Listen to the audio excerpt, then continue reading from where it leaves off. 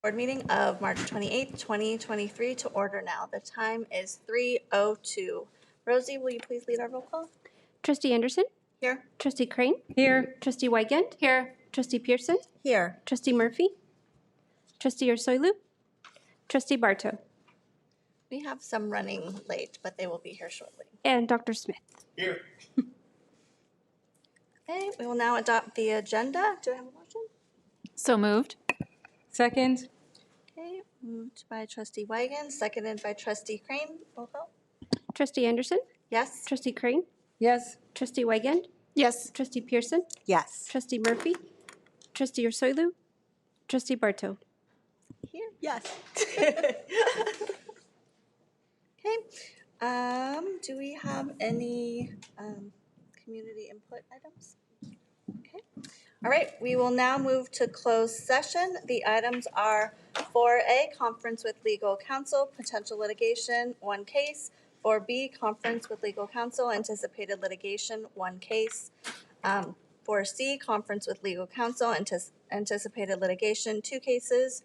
4D, conference with labor negotiator. 4E, public employee discipline, dismissal, release, unemployment. And 4F, student discipline, 2 cases. We will return to open session at 6 p.m.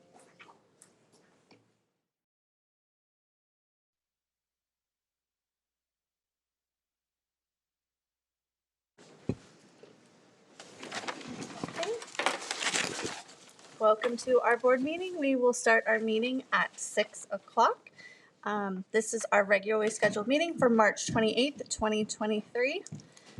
Everyone, we will begin our opening ceremonies with our student board member, Mercy Cole.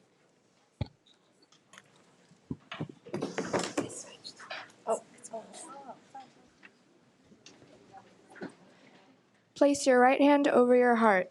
Ready? Begin. I pledge allegiance to the flag of the United States of America and to the republic for which it stands, one nation, under God, indivisible, with liberty and justice for all. Do I have a motion to adopt the minutes from March 7th, 2023? So moved. Second. Moved by Trustee Wigand, seconded by Trustee Pearson. Roll call vote. Trustee Anderson? Yes. Trustee Crane? Yes. Trustee Wigand? Yes. Trustee Pearson? Yes. Trustee Murphy? Yes. Trustee Ursoilu? Yes. Trustee Barto? Yes. First up, we have our recognition of secondary education student award winners. Ms. Torres? Yes, good evening. I'd like to welcome up at this time Dr. Mike Shaka and Dr. Jacob Haley.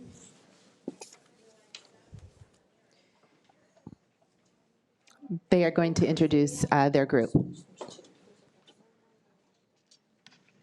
Good evening, President Anderson, members of the board, Dr. Smith, executive cabinet, and all of our guests tonight.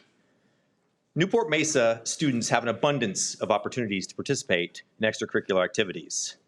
One such activity is Speech and Debate / Model United Nations. The Coromar Speech and Debate Model United Nations program competes in multiple state and national competitions in pursuit of engaging students in civics and promoting positive citizenship.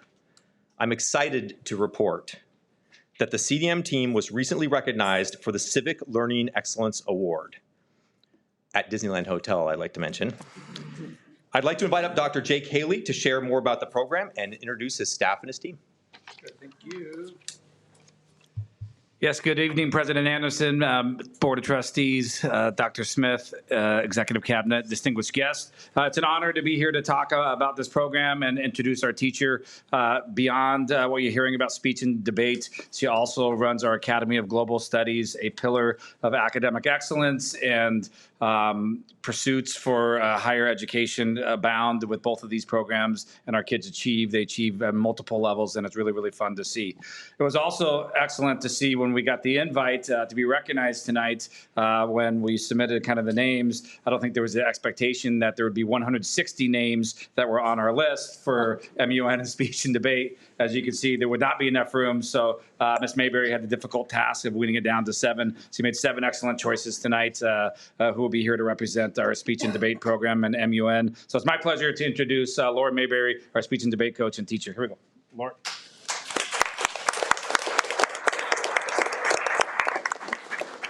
We planned this like an athletic entry, like coming out of the locker room. Did we? Here she is.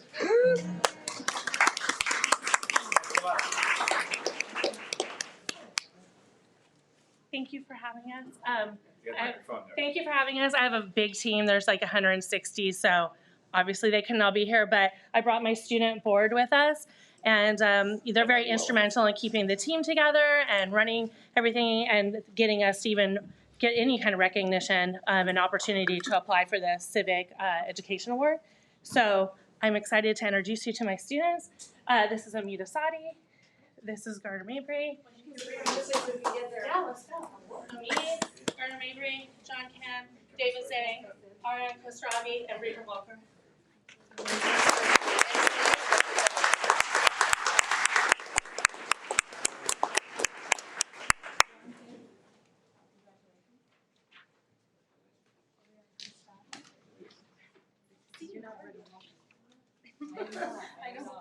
Thank you.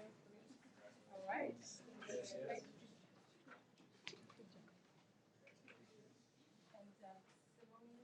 She's not here, but I'd be happy to give it to her. Thank you. Get you in 2 rows. Tall in the back, less tall in front. And then get you all to take one big step. This is perfect.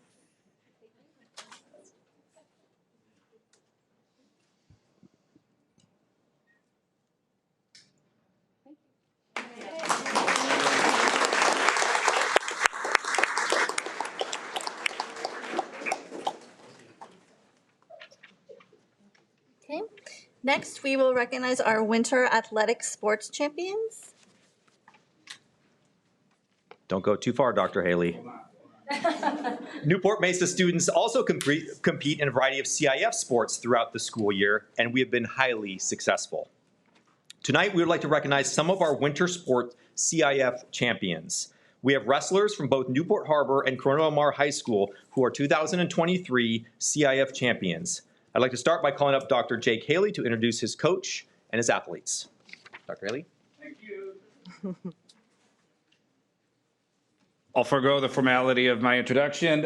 So it's a pleasure not only to be introducing our coach, but also to be sharing the stage tonight with the wrestling and athletes from Newport Harbor High School as well. So huge shout out to our coach, Mark Alex, and Coach Ballone over at Newport Harbor, who have really done a fantastic job of collaborating together to grow wrestling in our community. You're going to see it today when you see the athletes and the level of intentionality that they have to make sure that students are aware about what it takes to be successful on the mat, in the classroom, and in our community. They're dedicated to, and it's a fabulous program that they both established, and how they work together. I couldn't be more happy to be doing that.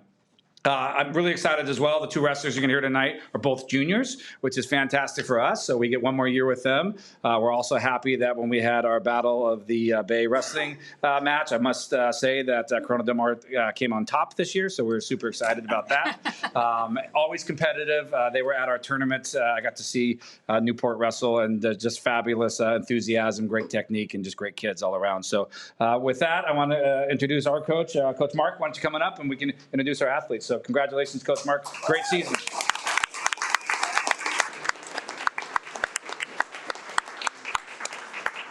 All right, I'm really excited to introduce our 2 CF champions this year. Our first CF champion for the Inland Division, Zion Bowling Hernandez. Hey.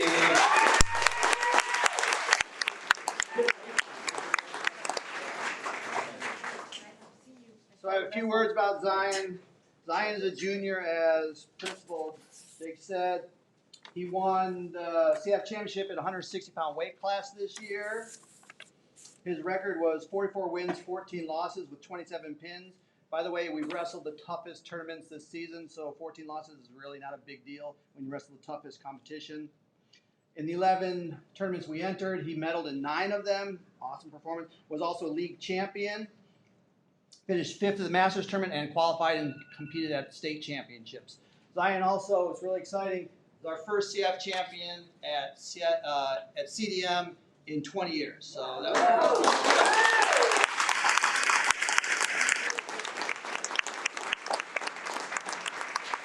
and our other CIF champion, Eugenio Franco.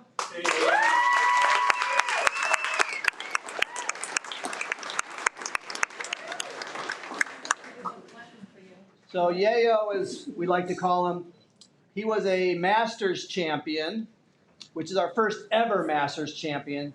Pretty awesome, in the 195-pound weight class. He's also a junior, so next year I'll have the privilege and fun of coaching both these young men again. So Yayo had 52 wins, 8 losses with 18 pins, was a team captain for us, earned a medal in every single tournament he entered this season, 11 tournament medals.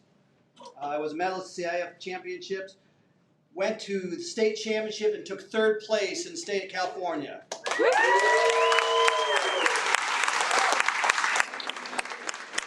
first state medalist since 1976 when we had state champion. So actually fantastic.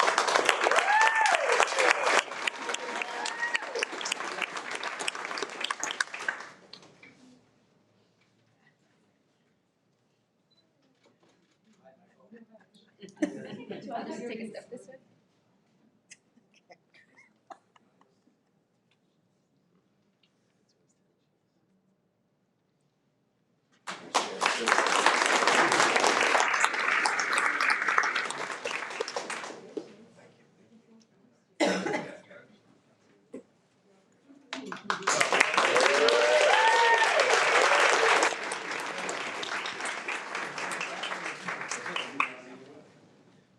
Next, we have our 3 wrestlers from Newport Harbor. Principal Bolton is frantically trying to get here right now, but luckily, our wrestling coach, Dominic Ballone, is no stranger to our world, so I'm very comfortable introducing Coach Ballone, who's been at Newport Harbor for 24 years, teaching math and computer science, and is also coincides with the 24 years of coaching wrestling. He's experienced a lot of success, due in large part to the amazing students at Newport Harbor. So I'm going to hand it over to Coach Ballone to share his students' athletes. Let's take a quick moment thanking the school board for recognizing these student athletes. It's excellent. And I want to thank, on behalf of Newport Harbor, my coaching staff and my parents, the parents of our program, and all the athletes on our team that helped these athletes get to where they are today. And I'll bring out Anthony Mono first, if you'll come on out, Anthony.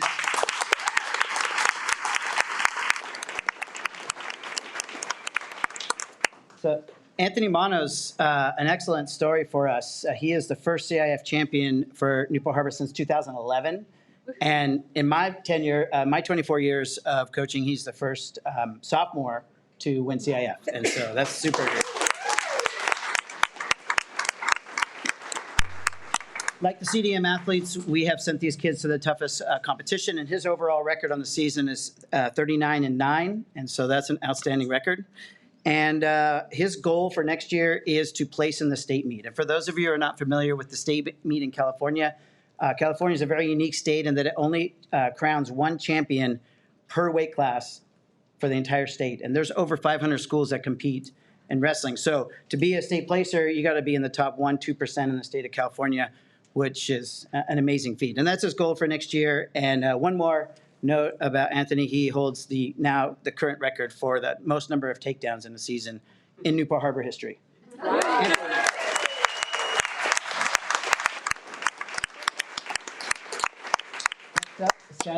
Next up is Skylar Gassel.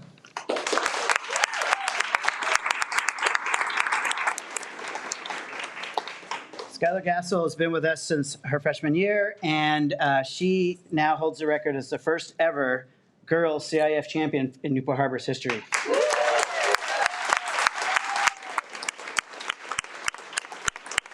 Her overall record on the season is 36-6, and just like the boys, we sent them to the toughest competition. So this is an outstanding record as well, and she is in the top 2 in every stat category in Newport Harbor girls wrestling history at Newport Harbor.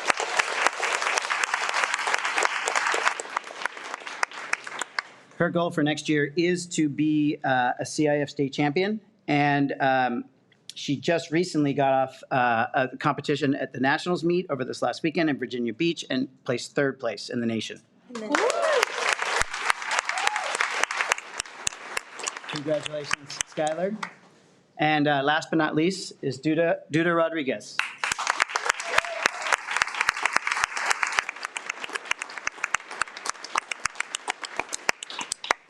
I forgot to mention both Skylar and Duda are juniors, and I believe I mentioned Anthony is a sophomore, so we do have a lot of excitement about what's coming up in the next year or two.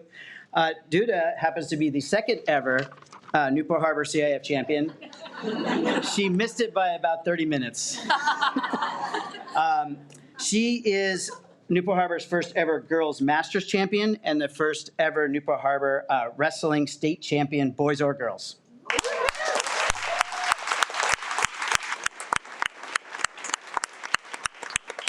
Duda's overall record is 36-0. She won every tournament she entered all year. A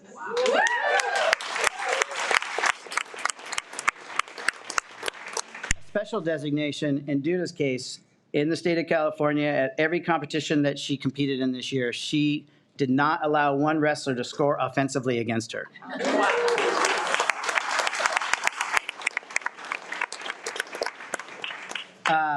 She also is in the top 2 in every stat category in Newport Harbor's girls wrestling history.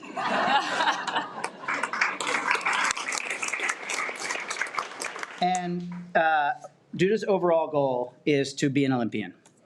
So.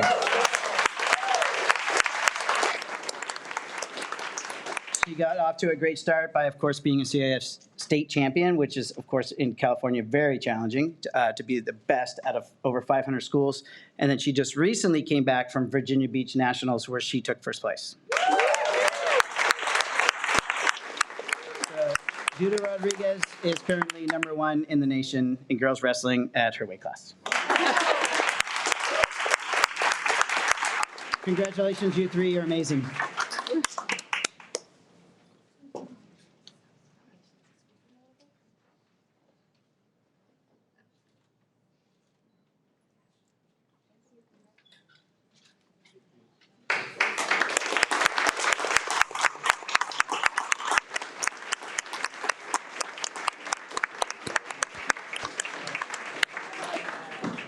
Thank you. Congratulations to all of you, and thank you for all the families that came tonight to celebrate. Next up, we have our student board member reports. Trustee Crane. Tonight, the student board member who will be sitting on a dais is from Back Bay Monte Vista. It is Moss Elliott.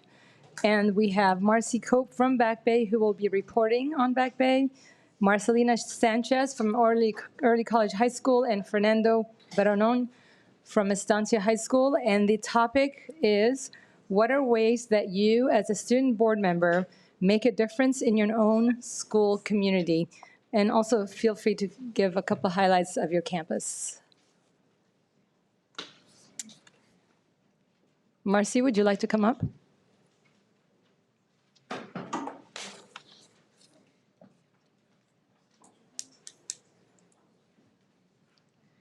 Good evening, Superintendent Smith, President Anderson, board members, cabinet, and community.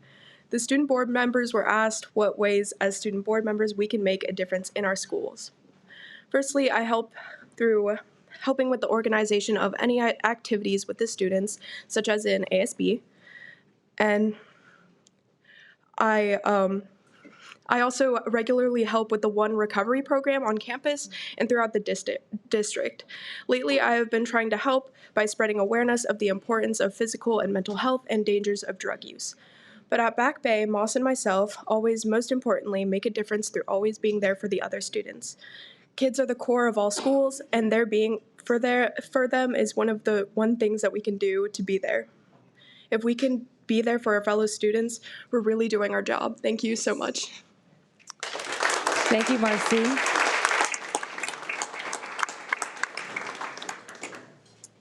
Marcelina Sanchez from Early College High School. Marcelina, do you want to pause for about 30 seconds so that members of the audience can sit down?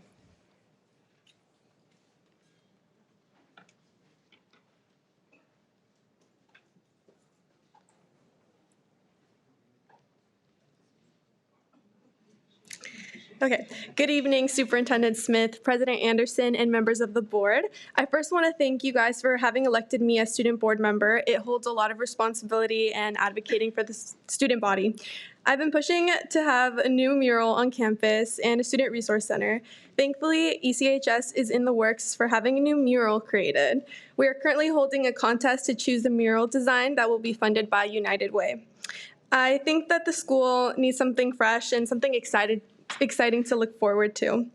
The mural will be painted by a muralist, but students will also help as well, which is exciting because a lot of students have been asking me that question. I'm excited for this project to take place and for the future projects to come. I'm currently also social media commissioner at Early College High School and was elected to be president for the next school year. So that's very exciting. And then for Community Service Club, I am the Rotary Liaison, and I started a sub club called Smile Notes, where elementary school kids get notes from Early College High School to motivate them throughout the weeks. And with that, I also got elected as vice president, so I'm really excited to, just keep expanding and just, doing more work. As a student board member, I do believe it is important to hear both the positive and negatives on campus, and that's the only way to improve. And I will continue to strive for student input and advocate for positive change on campus. Thank you.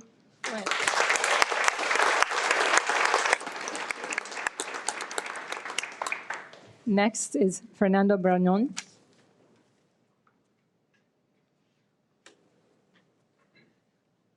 From Estancia High School.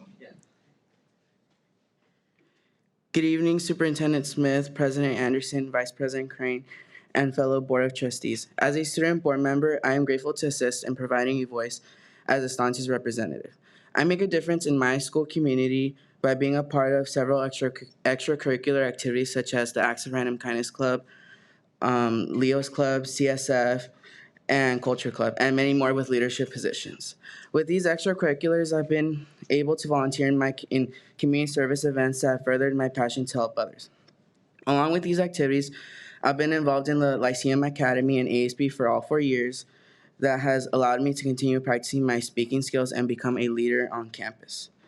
A couple on-campus highlights I would like to mention is that yesterday the Lyceum Academy had a speaker, an orthopedics surgeon, to talk about her profession, and it was very enlightening for the students because we got to hear firsthand from a surgeon's perspective on how she does her job, and it was great that we were able to have a speaker since we couldn't have one prior due to COVID and such. And today we actually had an 8th grade move-up day, which we invited the Teamico middle schoolers on campus to get to tour it and also hear about the amazing programs and opportunities that we have on campus, which has been great.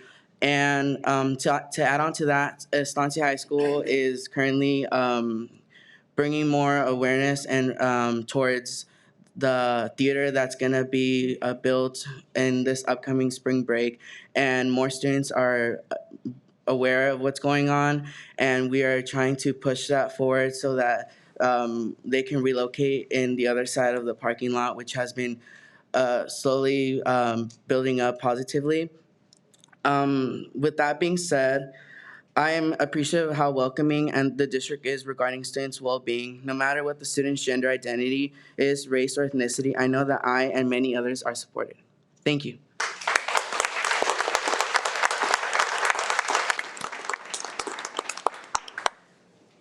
Thank you very much. We will not have a Harbor Council PTA report.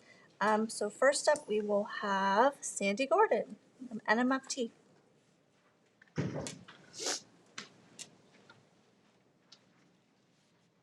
Good evening, President Anderson, trustees, Superintendent Smith, and all our guests in cabinet here tonight.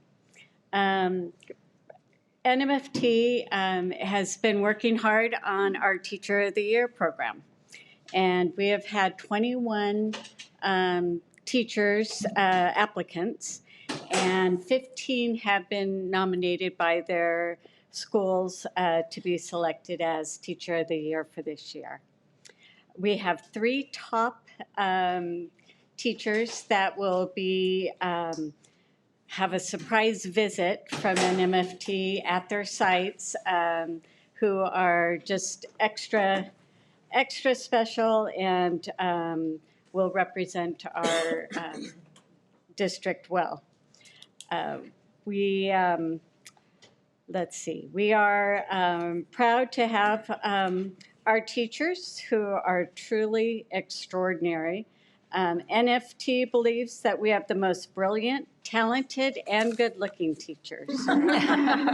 So we are in discussions to have a support specialist as recognized along with our Teacher of the Year. We feel it's important that our support specialists get recognized also. NMFT is looking forward to the second labor management initiative tomorrow with the district, and we appreciate the ongoing efforts to enhance and collaborate with each other. So thank you. Thank you, Sandy. Great. Next up, we'll have Eleanor Rebar for CSEA.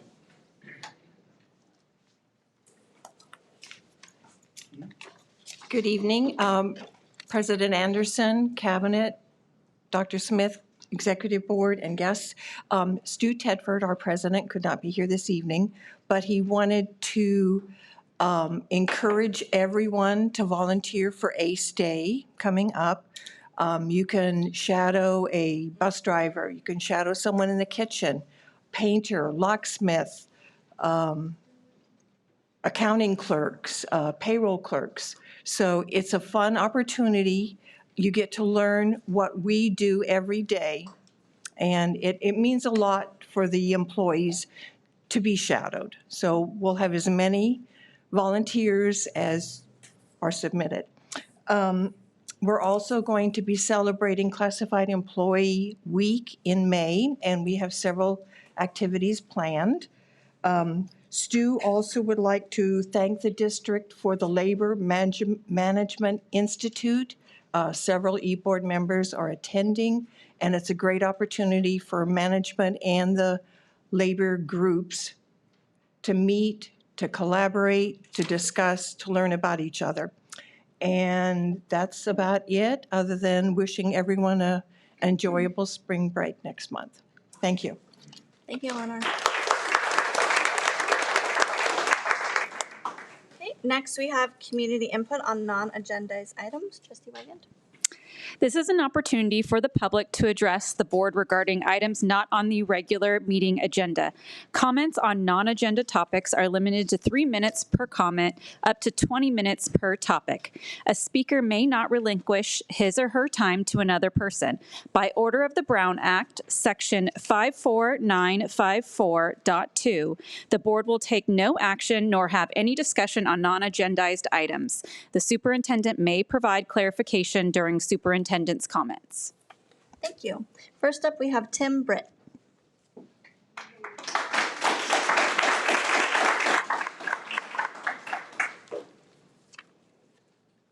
Thank you, President and Anderson. The name tags really help. Superintendent Smith, Vice President Crane, and thank you for the trustees for a few minutes.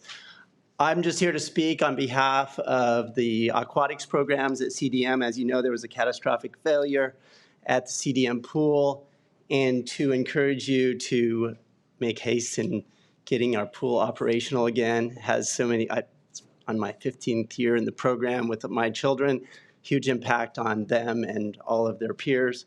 Great coaches, great programs. And we met with the school district today.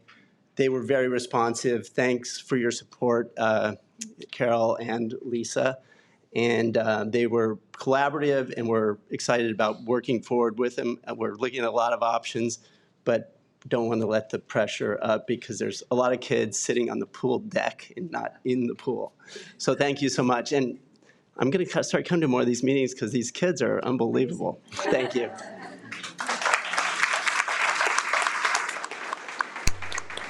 Thank you. Next is Darcy Harlan.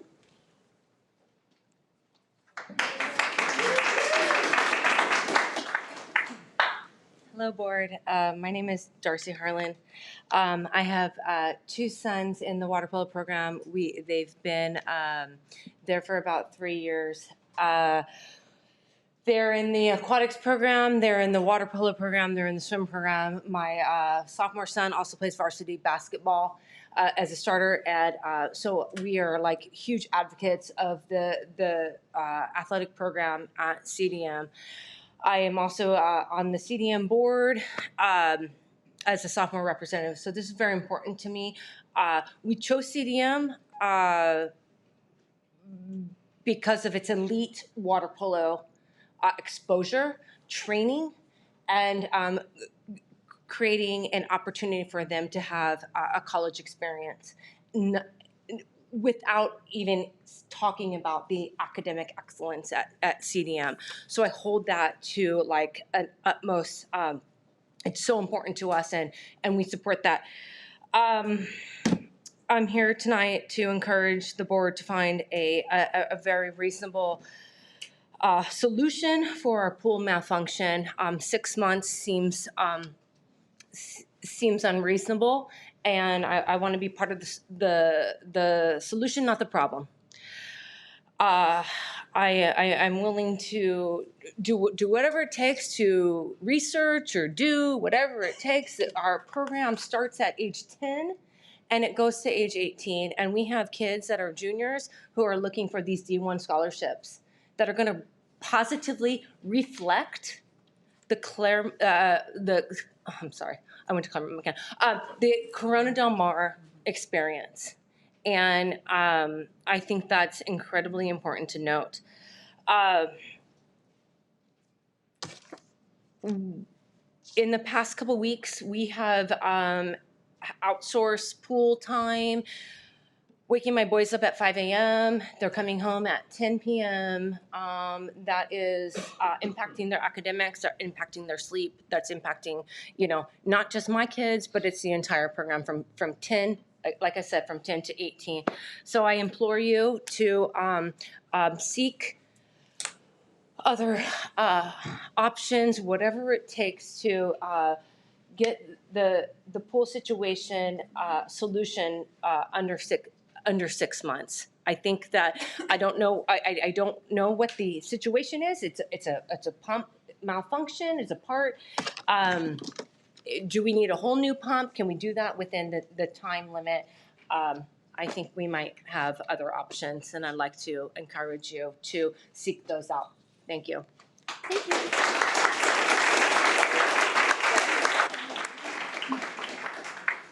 Rob Simonson?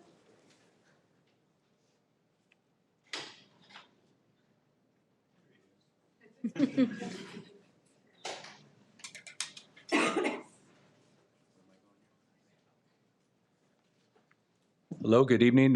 Thank you for your time. And just to echo on the last two speakers here, I'm also a parent of the CDM water polo players and a swimmer at CDM. And while I appreciate the accommodations you guys are making to find practice time for the kids right now, my concern is that we're being resourceful to find the actual broken part that needs to be found. I appreciate how resourceful you guys have been to find pool time for us, but 6 months to me just seems, I'm not a pool expert, but 6 months seems like an excessive amount of time to find a pump for a pool.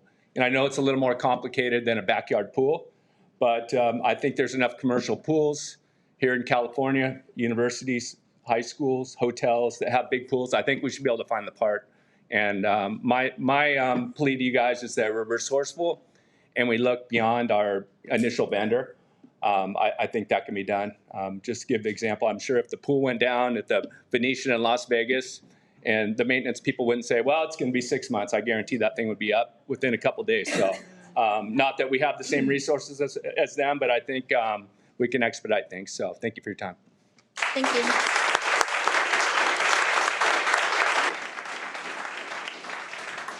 Next is Halima Satt.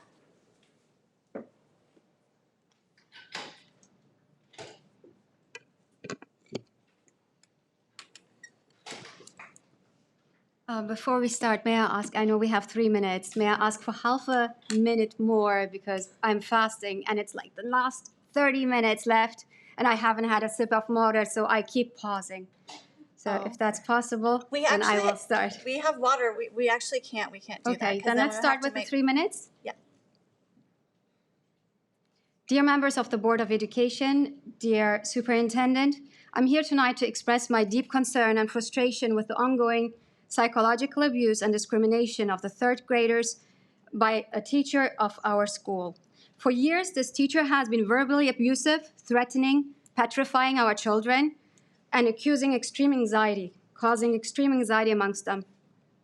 Unfortunately, despite multiple communications with the teacher and principal, my son had an anxiety attack 2 weeks ago due to the constant fear and stress inflicted upon him by this teacher. And when I reported his panic attack, and some of you know, to the principal, the only action was taken, yet again, we will monitor the teacher.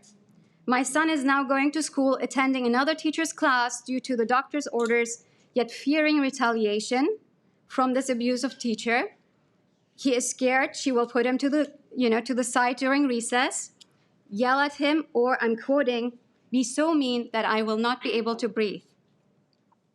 Since my son's panic attack, dear board members and superintendent and guests, I have had dozens of parents reach out to me to share their similar concerns and unresolved complaints, including another panic attack of another child last year. I have received psychiatric reports from families and detail the detrimental effects that the bullying has had on their children's physical and mental health. I try to encourage them to continue advocating for not only their own children, but all of the kids from that teacher's class, and yet many tell me that they have given up after seeing no progress and change for years. There were incidents, with mine included, where after our trial to communicate our concern with the teacher or the principal, the teacher went straight to that specific child and said, "You're telling lies about me to your parents, but guess what? I don't care if you hate me." I was finally able to trace the original letter, which I will hand you guys, or I can send it via email, that the children had written and handed to the principal in the beginning of the school year. That letter is literally a letter for their cries, like you would cry if you read it yourself. At no point has a clear timeline of the investigation been shared with us, and in that meantime, our children continue to face retaliation and intimidation from school authorities. I have followed every etiquette of communication with all manners by speaking first with the teacher, then the principal, and after seeing that all they do is monitor, I contacted our superintendents. Yet because the leadership at our school has not seen with her own eyes the discrimination, the harassment, the intimidations, retaliations, and bullying despite years of complaints from families, that teacher was still allowed to comfortably impose stress and anxiety into our children's lives and I couldn't save, nor could the other parents, save their children from panic attacks. Thank you. Thank you too.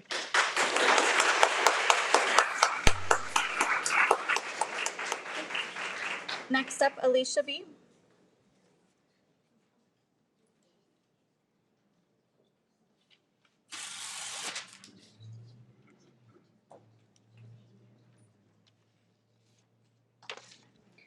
Good evening, President Anderson, Superintendent Smith, and trustees.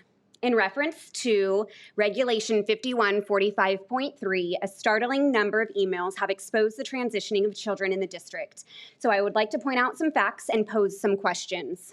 On March 19th, trustees Bartow, Wygand, and Pearson made a public statement with a memo to Superintendent Smith requesting a review of the district's practices related to gender support.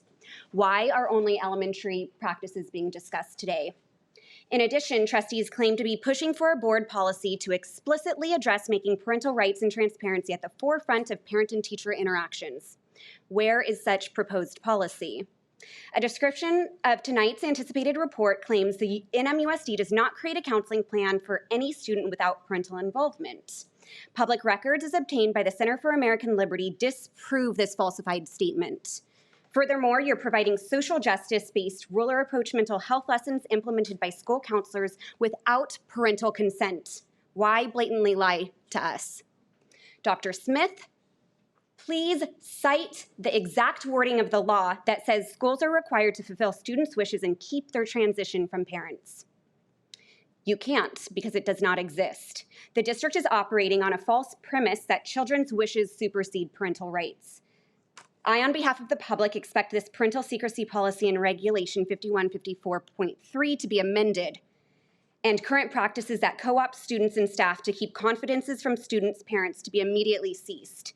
You are affirming children based on their assertion, no evaluation, no diagnosis, and no consistent parental participation.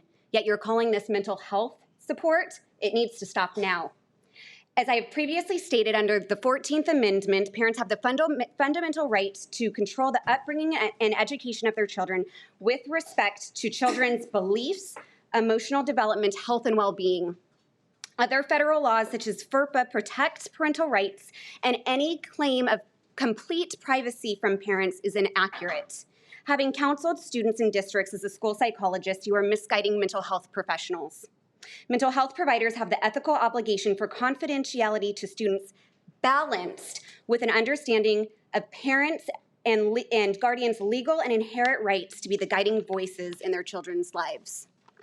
The district's affirmative practice without parental consent is proven in numerous emails has serious, irreversible psychosocial and physical consequences. Parents, given the district's lack of transparency and partnership, you must immediately request to inspect and review your students' educational records maintained by the school. The only way out of this is litigation challenging the constitutional protection of parental rights. We want to help ensure that your rights are protected and that the underlying cause of gender dysphoria is adequately addressed, always with parental consent. Thank you.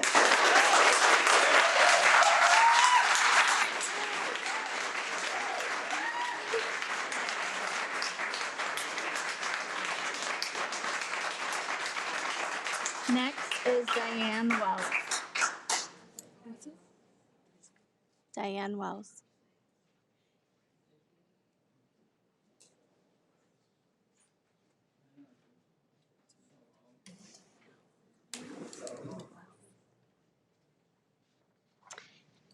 Good evening. Good evening, President Anderson, trustees, Superintendent Smith, can you all hear me? And Newport-Mesa community. The results from the 2022 California Assessment of Student Performance and Progress test should concern all of us. They show that only 58% of our students met or exceeded the state standard in English. In math, only 47% of our Newport-Mesa students met or exceeded the state standard.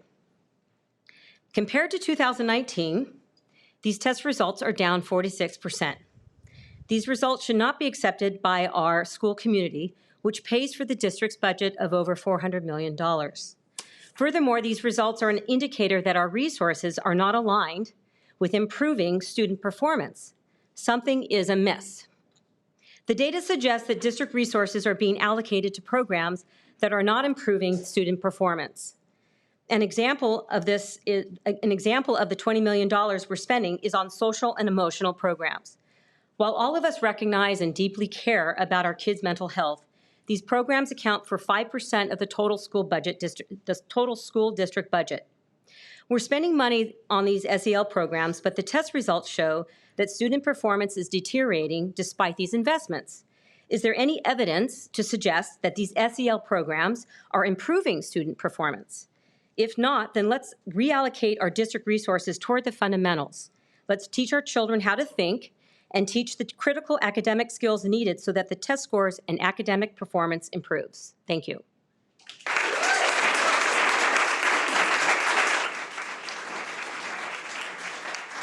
Next is Wendy Leese.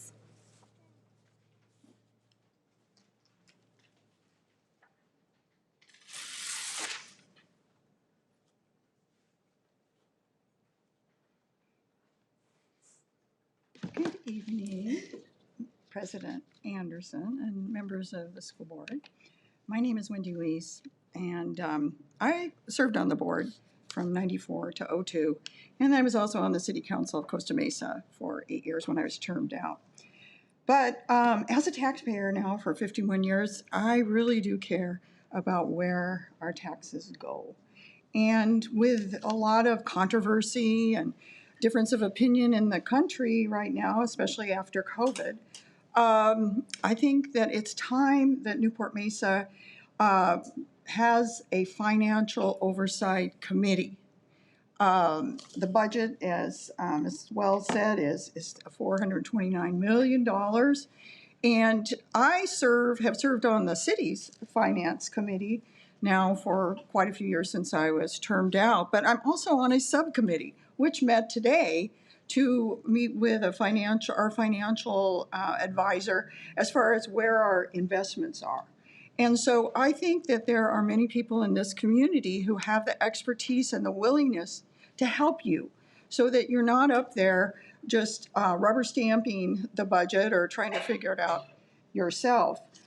So that's one thing that I'd like to bring up. The other thing is, as you know, several years ago, I really tried to promote the Chapman University Holocaust writing contest. However, I think there were 2 entries this year, maybe the early college, high school, maybe one other, but I wrote and asked if there were any winners from Newport-Mesa. None.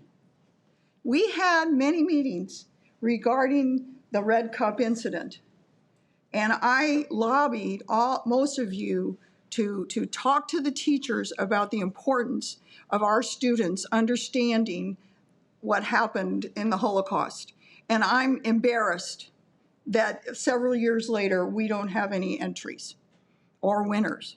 It is a remarkable contest with writing, video, poetry, and music. There is no reason why we cannot have entries and winners. Finally, a few months ago, we had an issue on a West Side school at Wilson with a very inappropriate book being found in the library. And I have asked through public records for a list of all the books in all of our libraries on Excel spreadsheets, because we still don't know what's on our library shelves that we pay for. So the next thing is, I know we hired consultants that are not from our neighborhood and do not necessarily have our community values to scrutinize those lists. Well, where's that report? Thank you for your attention. Thank you. Next is Keon Momini.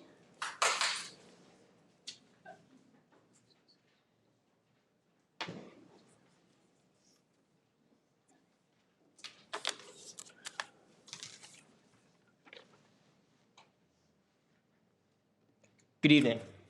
Thank you, Superintendent Smith, President Anderson, and members of the board. My name is Keon Momini, and I'm a current senior at Costa Mesa High School. Voting has always been and continues to be our most important civic responsibility. It is how we voice our opinions, suggest our ideas, and it remains the most powerful tool and direct form of political participation in our democratic society. Past generations of Americans have fought to extend the right to vote to groups that once did not have this right. And most recently, the right to vote was granted to youth, allowing them to vote at the age of 18. And in recent years, young people have been considered one of the most influential voter groups. Yet, young people still have the lowest turnout among all voter groups. To provide some insight, only 4 in 10 high school seniors knew what a midterm election is, and that we just held one last year. In slightly more than a year and 8 months from now, these students will decide the look of the next presidential term, the look of the next Congress, the look of local and state governments. And yes, these students will decide the look of this very board.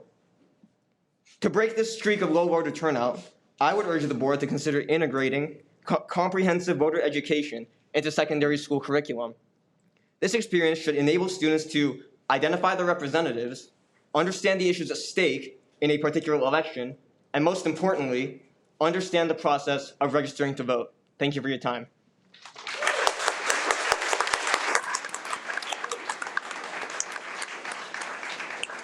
Thank you. Next, we will have superintendent's comment. Dr. Smith. I want to start with the folks that came from CDM and address the pool. It's one of the things that I end my meetings with is a question, what gives you hope? Tonight, like so many days, what gives me hope is a group of parents that want to find solutions. And I appreciate that mindset. That's been the mindset that I've seen in emails. And that was what was demonstrated today, really, when Tim and Joe Stefano and a group of others came in and had some ideas. This pool breakdown was so much more than a pump. It's a total failure of the system. And we welcome ideas from the community. That group had some ideas for us, and we're gonna be diligent in following up on those things. There will be no delays on our part that we can overcome. If it's a delay outside of our control, then we'll report that to the community. But I think that meeting was very, very encouraging, and it's like so many we have in this district. So again, much more than the pump. We're committed to working together, and there will be no delays if we can find solutions. And we know that together we have a better opportunity of finding those solutions. So thank you for that advocacy, but also for coming to the table and saying we've got some ideas for you. Regarding parent and complaints against staff, we can't talk about those personnel complaints in open session. Just know that we take those accusations seriously. And we can't report out on formal investigations, but we take them very, very seriously. The other thing the parents said that we have to make sure we ensure on our campus that there's no retaliation for somebody bringing these truths forward. So that's our commitment, that we will respond in kind. We value the input of our parents, and we have to maintain these safe places where there won't be retaliation. Regarding AR 5145.3, the community member herself identified that it's on the agenda. Not certain why it was brought up at this point, but I'll just say that we have that agendized. We'll have that conversation with the board tonight. So that will be coming up. Students' performance, we're glad when the community members come forward and want to talk about student performance. Those are the days. Talking about how our students are doing and how we can do better, right? And we've had at this dais that focus. That's why this board has now on every board agenda, and it wasn't there for prior boards, student achievement called out on every agenda. That's why we came to this meeting and shared those statewide metrics. Also articulated why, because of the pandemic and participation rates, that data really isn't reliable or valid. But it is a metric the state uses. We've also since then had a demonstration of our reading data, which is reliable and valid. We showed how reading scores and early literacy are better than they've ever been because the board had that as an objective. We've got to improve our achievement by focusing on early literacy, and it's working, and that's exciting. Tonight, we're going to talk about some more of that student achievement, things that are valid, that are reliable, and how our students are doing on these advanced courses, participation rates. It's exciting stuff. I don't want to get in front of the team because they want to share the good news, but if you really are concerned about achievement in the district, stay tuned. There's some great things coming forward. Public records requests and other processes, we follow those. We make sure that we involve attorneys, and we always provide what we have. And then just to the student, there's no clarification needed. I just appreciate students coming and advocating for things like civics and promoting civics in our schools. So to that student, my commentary isn't a part of this, but right on. Thank you. That's also one of those things that gives me hope. I appreciate your courage. It's not easy for a student to come and stand in front of all of us as genteel as we look, sitting up here at the dais. So thank you to the student, and that concludes my clarifications. Next, we will have community input on agendized items. Trustee Wygant. This is an opportunity for the public to address the board regarding items on the regular meeting agenda. Comments on agenda items are limited to 3 minutes per comment, up to 20 minutes per topic. A speaker may not relinquish his or her time to another person. Speaker cards for items on the discussion action calendar may be held until that item is considered by the board if the speaker prefers. First up, we have Bryce Kraus.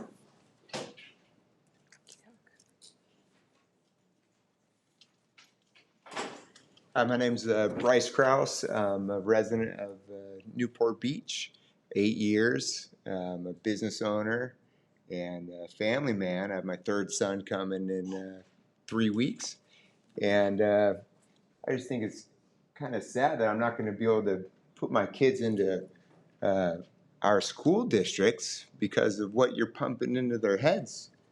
I'm glad I'm here in front of my crowd, sounds like, and I'm just here to call attention. I'm going to awaken my community, and I'm sure some of you board members that are up here didn't start this problem.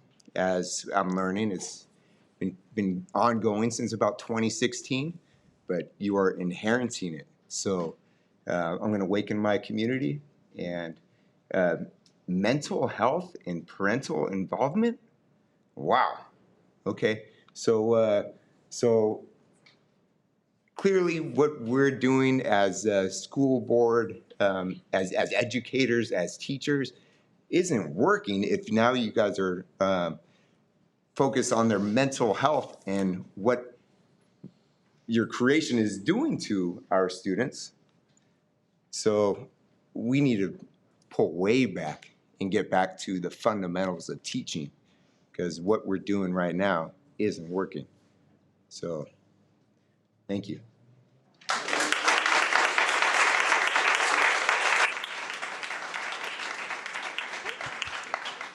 Next, India Howerton.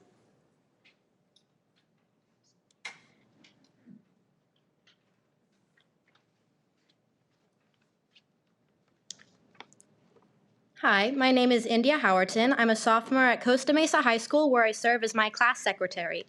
I'm coming today concerned with the hysteria, transphobia, and misinformation that is infiltrating our community in regards to students and gender identity.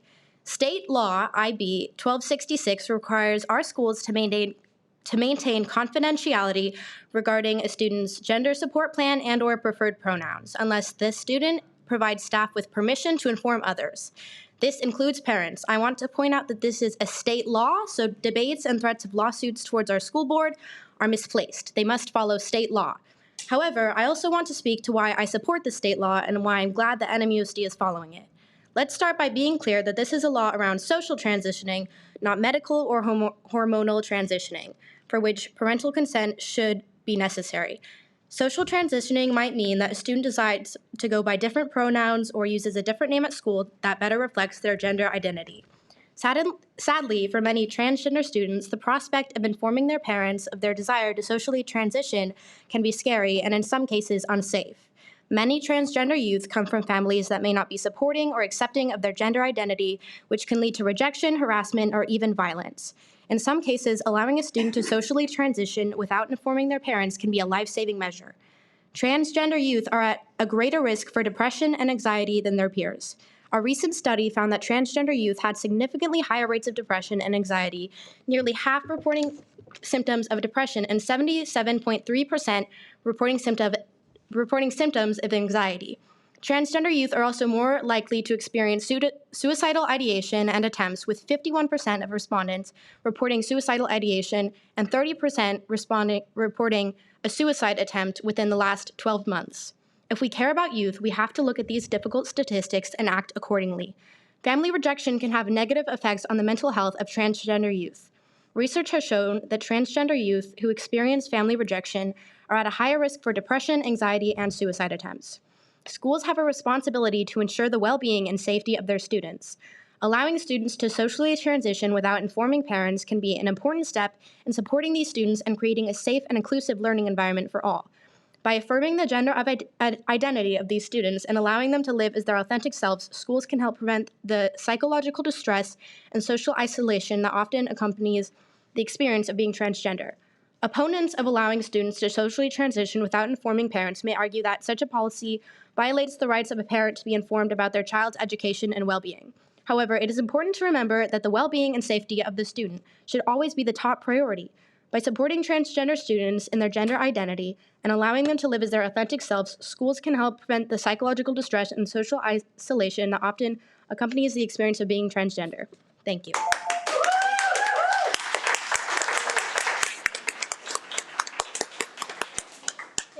Next, Bill Dunlap.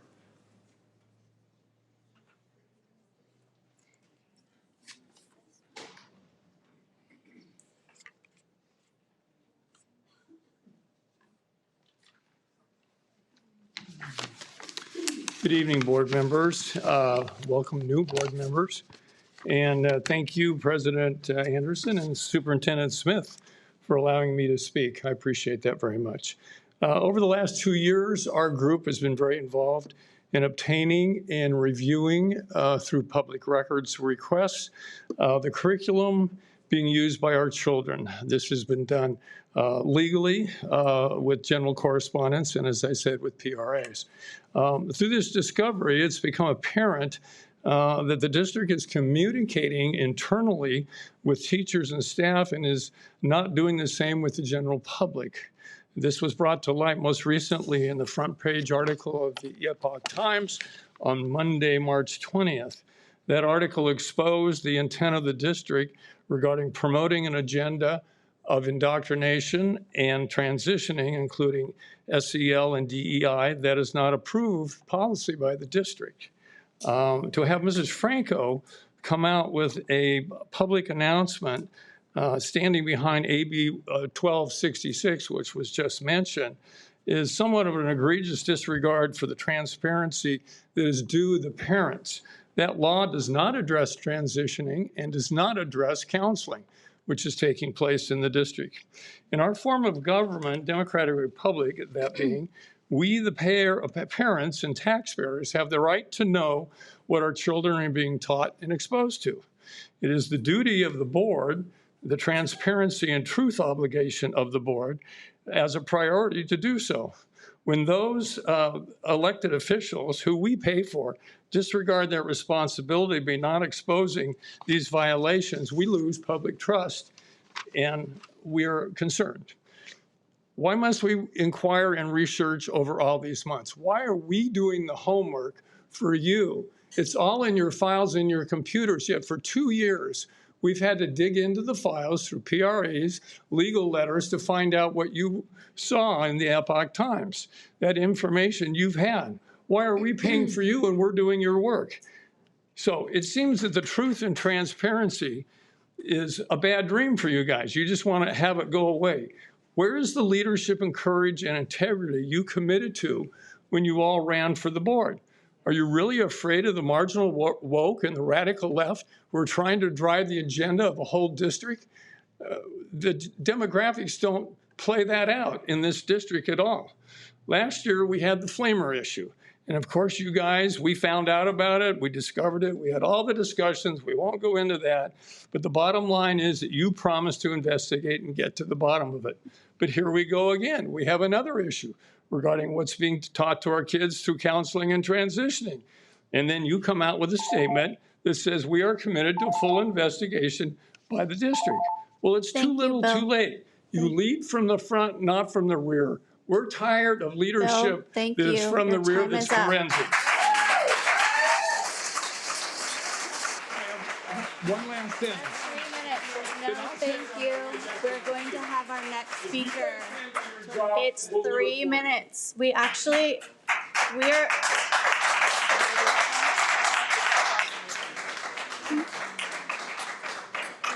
have multiple speakers on this topic, and if we had liked, we could have done 2 minutes, and we allowed everybody to have their full 3 minutes. So please respect that time so everyone has time to speak. Thank you. Patricia Court is next.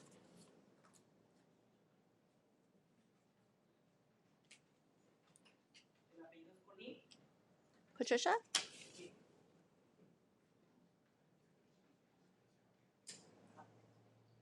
Interpreter.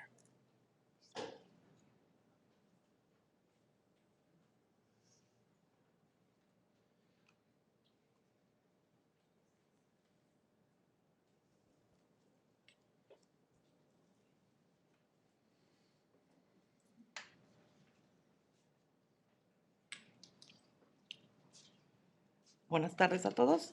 Good evening, everyone.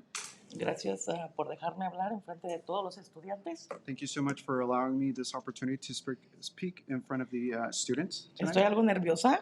I'm a little nervous tonight. Porque no estaba preparada. Because I had not prepared anything. Solamente vengo a opinar porque en las redes sociales están hablando muy mal del distrito. So I'd like to give my opinion. I've heard many negative things on social media about our district. Me gustó lo que dijo la señorita India. I really was very positive to hear Ms. India's comment. Desafortunadamente, los estudiantes no están preparados para la identidad de género porque entre ellos mismos son crueles. So I would say that even students are not prepared for gender identity and that topic because even within them, they're not ready for this. Por la crueldad que tienen. Because of the cruelty. Me sucedió con mi hija. This happened with my daughter. Por eso lo digo. And this is why I'm sharing this. Otra cosa que está en social media es acerca de algo que me ofendió como mexicana. So something else I'd like to mention that really offended me because I am Mexican. Y la costumbre de las quinceañeras son para las señoritas vestirse de princesas. And the tradition of the quinceañera is for a 15-year-old to dress up, to have her dress. Los chicos no tienen quinceañera. Boys do not usually have quinceañeras. Más, yo estoy de acuerdo en la identidad de género de los estudiantes porque yo tengo que respetar cómo ellos piensan. But I do have to respect gender identity. I have to respect how others think. Entonces, otra de las cosas es que están hablando de salud mental. Esto afecta positivamente y negativamente. ¿Por qué? Porque nosotros somos los adultos y no apoyamos a los niños. Nosotros tenemos que apoyar. Y si no lo hacemos, ¿quién lo va a hacer? Ellos buscan refugio, ¿dónde? En la escuela. So now we speak about mental health. We speak about positive things, negative things. We as adults are supposed to be supporting our children. When children need help, where do they go? They go to school. Tengo 3 hijos. Edades de 18, 16 y de 13. So I have 3 children, 18, 16, and 13. Desafortunadamente hace un año. So unfortunately, a year ago. Una de mis hijas fue cuestionada por una de las encargadas de salud mental en la escuela. One of my daughters was questioned by one of the mental health professionals at the school. Porque tuvo un incidente ella en la escuela. Because she had an incident at that school. Entonces, acerca de ese incidente le provocaron ansiedad. So because of that Y incident, no lo digo yo, lo dijo la psiquiatra. there was anxiety, and I didn't say that, the psychiatrist said that. You may have an additional minute for the translating. Gracias. Thank you. Entonces ahora voy a incluir a mi hijo que tiene una IEP. So now I will be talking about my son. He has an IEP. Desafortunadamente con lo que oí con la señora que pasa que su hijo tiene ataques de ansiedad, tiene 8 años. ¿Cómo es posible que no puedan hacer nada por esos niños indefensos? Los adultos somos nosotros.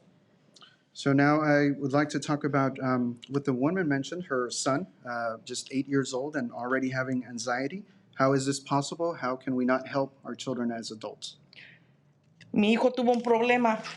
So my son had a problem. Lo quisieron sacar del salón, la maestra le dijo que se fuera a la oficina. Él no obedeció. The teacher tried to tell him, go to the office, leave the classroom. He didn't follow those instructions. Recordándoles que tiene un IEP. And I will remind you that he has an IEP. El encargado del personal de, no es policía, es el de la seguridad. So the person in charge of safety there, Le security, susurró al oído. whispered into his ear, Do you want me to embarrass you in front of your friends? ¿Creen que eso es válido hacerle a un estudiante que tiene un IEP? so do you think that's fair to tell a student that has an IEP? No me puedo imaginar lo que están pasando los niños de CDM de 8 años. So I can't imagine what kids, 8-year-olds at CDM are going through. Ahora él tiene 13 y él me pudo decir a mí, And now he's 13 years old and he was able to share that with me. por favor, hagan algo por nuestros hijos. So please do something for our children. Gracias. Thank you.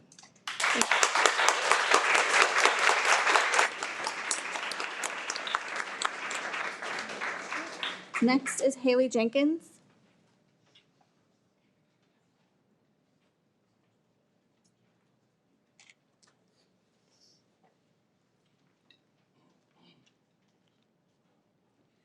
Hello, Superintendent Smith, President Anderson, and members of the board.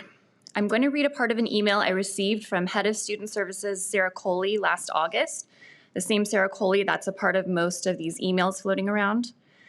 The Gender Support Plan helps the transitioning student know the options and to designate the preference to the school administration, but it is not required for a student to have one.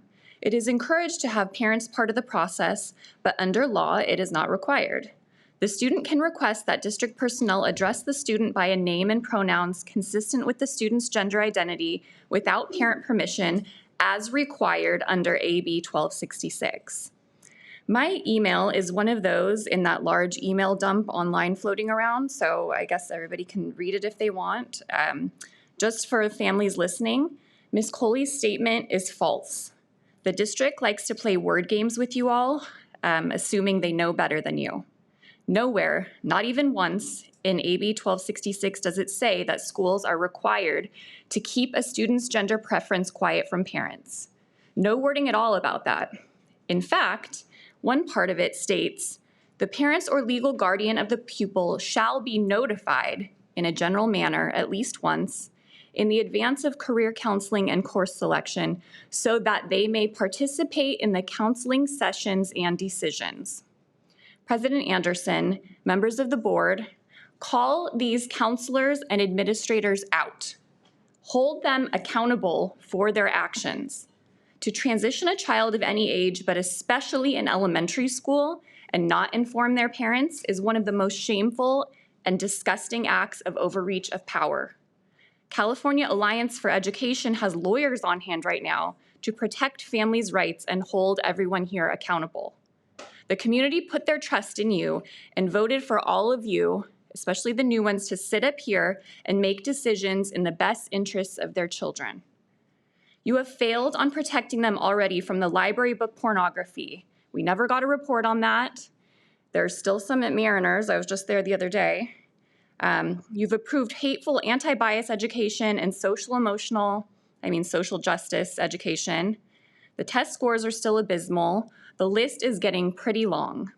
Beyond finally approving building a theater or installing some new scoreboards, what have you done for our children? Thank you.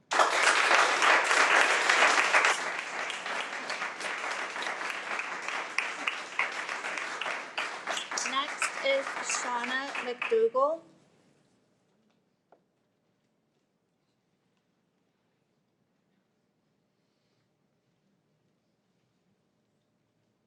Hello, members of the board.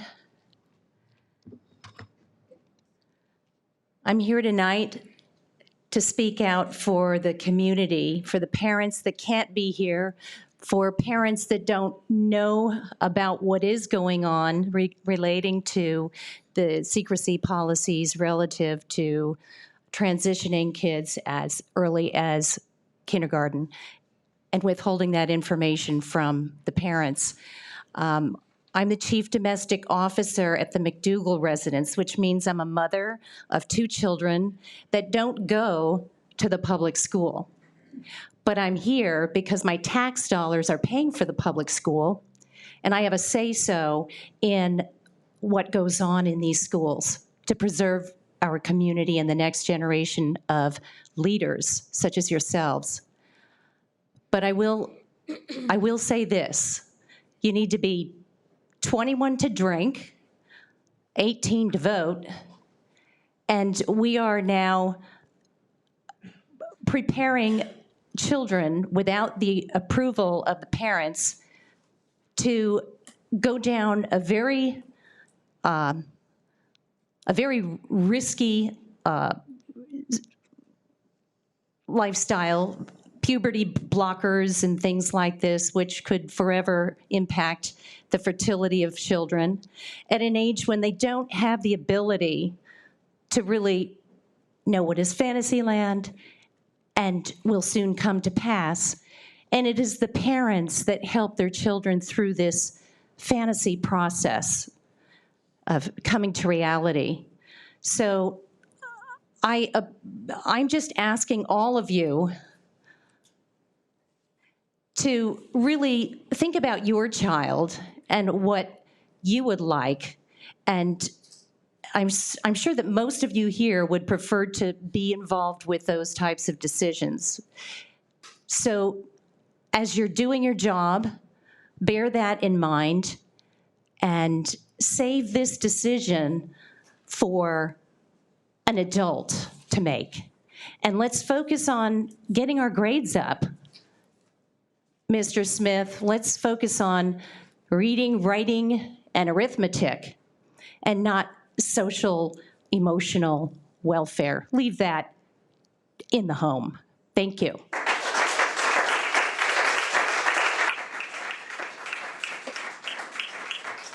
Wendy Lees.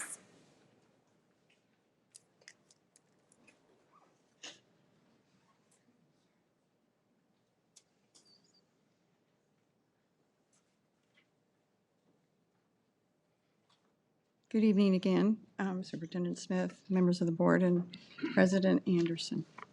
I'm sure you're all familiar with the quote, "Not to speak is to speak. Not to act is to act." And that's from Dietrich Bonhoeffer. The full quote is, "Silence in the face of evil is itself evil. God will not hold us guiltless. Not to speak is to speak. Not to act is to act."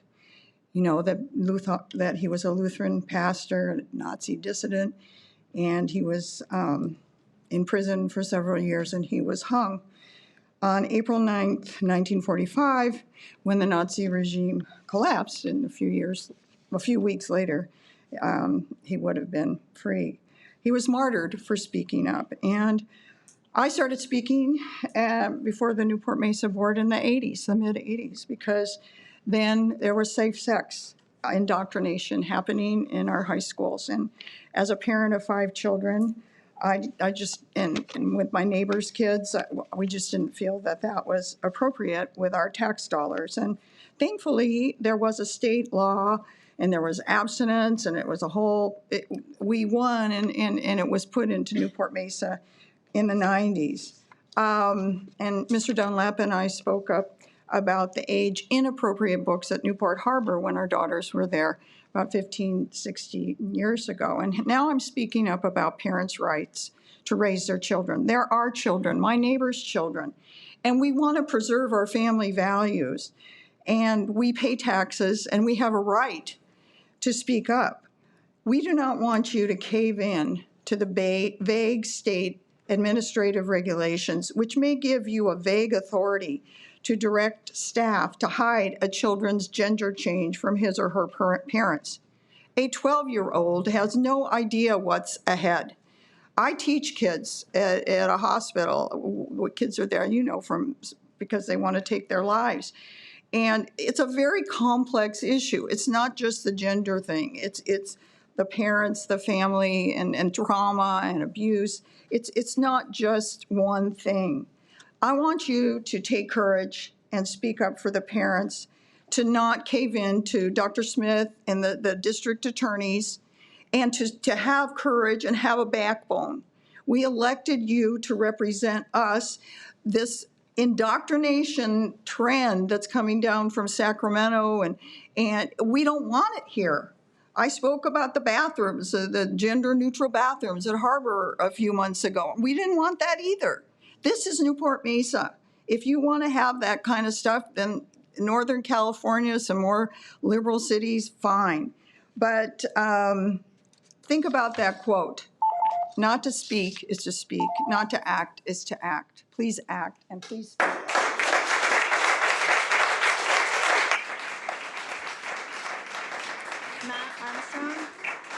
Matt Armstrong.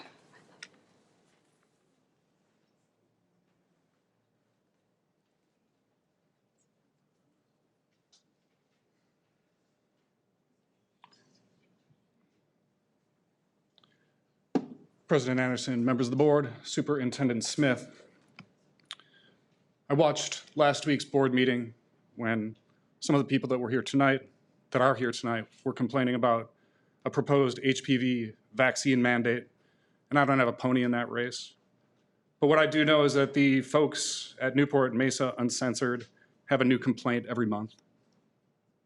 Whether it's pandemic shutdowns, mask mandates, vaccine requirements, book banning, teaching race, sex ed, Assembly Bill 1266, they have a dartboard of manufactured drama to satisfy their need for outrage.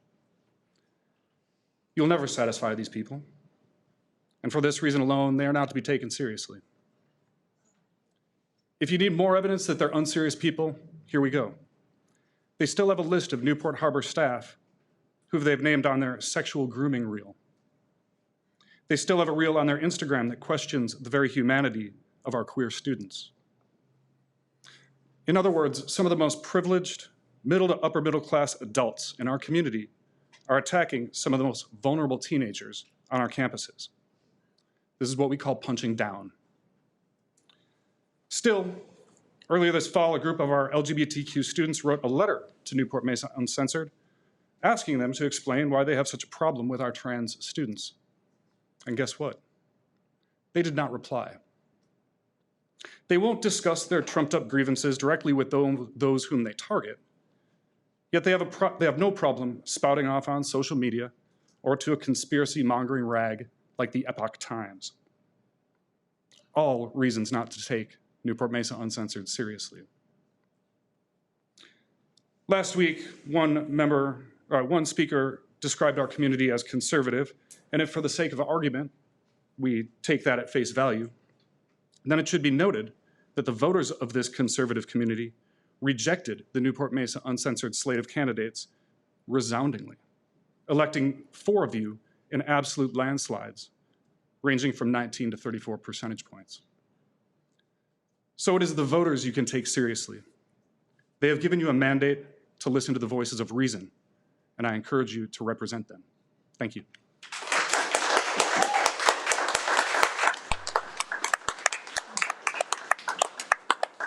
Thank you. Next up, we have achievement, our spring assessments.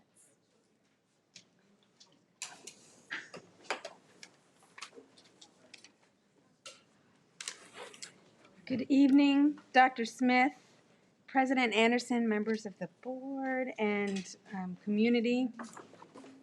As Dr. Smith mentioned, every board meeting per your direction, we really start grounding ourselves both in the achievements of the students that we saw this evening, their holistic view on success and the experiences they have at school, as well as talking about academic achievement. And it's important in spring to set the context of the lives of many of our students and the things that happen throughout the spring that allow us to assess both how we've done throughout the school year and how our system is doing. So you could say that teaching and learning is really an issue of simplicity. It seems very easy. We just say what we're going to do. Teachers teach, students learn, and then they demonstrate mastery. But what everybody knows is there's so many layers in that, the individual micro decisions that teachers are making in the moment to understand how to get every student to respond, how to draw out the best in them, how to monitor where students are, what they need next, the type of questions they need to ask. It really is quite a delicate balance. And then we're looking at all of the places where students and decisions that affect students are made, from the district level to the site level to the classroom. And all of that is a constant interchange of information and data. So one of the things we know that is incredibly important is the way in which students demonstrate mastery. And there are really 3 large buckets. One is how they do that in the classroom. Much of that is teacher created. Some of it is in the moment, some of it's daily, some of it's weekly. A lot of parents experience it with their students at the end of semesters or the end of large units when we see larger assessments. These can be curriculum bound, they can be teacher created, but always assessing. They're always assessing how are students doing, how is this landing, what's being retained, what comes next. Then we look at assessments. Now, again, there are those classroom level assessments, but there are also local level assessments. We've reported to you before about some of the reading assessments that are happening in the district, how we're monitoring the growth of reading across our early grades and upper grades. And as we know, we've talked about really quite a lot in the fall, the state level assessments, SBAC assessments, how we're doing in math, reading, and science, and how those have been looking at the kind of macro level of the district. But there are also national level assessments, many of which happen in the spring as well for our secondary students. We'll take a glimpse into that. And then, as you know, in our district, real-world application is also of high interest. We have CT classes and others like that where we're looking at hands-on demonstrations of what students know and can do and other types of certifications. All of these important, we're always trying to increase all of these and allow students multiple ways and methods to demonstrate what they know. So there's a lot happening in the spring. As you know, there's seasons to the year. There are also seasons in the classroom. Joy and hope in the beginning, get to the holiday season. Now it's kind of a mad rush to get in what we can before these large assessment and big assessments that affect and impact students in their lives. And so this is just a little glimpse of what that looks like at the different levels. Again, we know as students age, the importance and kind of rigor of those tests begin to multiply. So they have semester exams, they have finals at the end of the years, they have AP, they have IB, all of these other types of assessments, in addition to things like the SBAC and the LPAC and things that are happening for all of our students. But again, just a little window of the types of things that are going on. We know so much is happening for all of our students all year long. There's a lot of high anxiety and high interest in what's happening in the spring. One of the things we want to show is the level of international baccalaureate success in the district. Now, there are two things the district would aim to do. One is increase the number of students who are having access to the exam. Because what that means is you also have access to the class many times. Those are some of our most veteran teachers. Everybody wants those teachers, wants to be in those classes, and do well on the exams. So we're looking to increase the number of students who have exposure and how well they're doing. We know that International Baccalaureate is a program found at Newport Harbor, but we're very proud of the level of passing rates for those tests. It shows not only how well the teachers are doing in that class, but how well the students are doing. Those are important indicators for the system. Additionally, we have advanced placement, AP, as many students know, at all our high schools, and every high school has different types of classes that they offer, but one of the things that we're proud of, now we know that COVID had an impact on everybody's system, but we are testing more students enrolled in AP classes this year than ever before. Again, level of rigor, access to college-like, post-secondary, real-world classroom experiences, students and families choosing to put themselves in classes that are going to require a lot of attention. So we're very proud of that effort, and you see listed along the row the types of classes that are offered, always looking for ways to increase that. Think about how many sections we have, enrollment by gender, and enrollment by grade. And what we know, of course, is that usually the longer the student's been in school, so our juniors and our seniors are those looking to take more AP classes. It gives you both a bump in your GPA, it has a weighted percent, and it also is attractive to schools as it indicates to those in post-secondary land that you have taken very rigorous courses and been exposed to kind of that level of intellectual pursuit. Again, while we do have the COVID bump, we also continue to see an increase. We continue to see an increase in how well students are doing on the exam and how well they're doing in class. Again, not every student in AP or IB will necessarily take the test. There are a lot of reasons for that. We look to eliminate barriers along the way so that every student who is interested in that continues to go forward. But we know some students, for various reasons and families, decide not to take those tests. And then just kind of a little synopsis of how we use all of this outcome data for students, these important things that they're engaging in the spring, the levels of impact that outcome data has on where these decisions are made. So of course, students and families are making decisions about how well they did, what they're willing to invest in classrooms, what they're going to take next.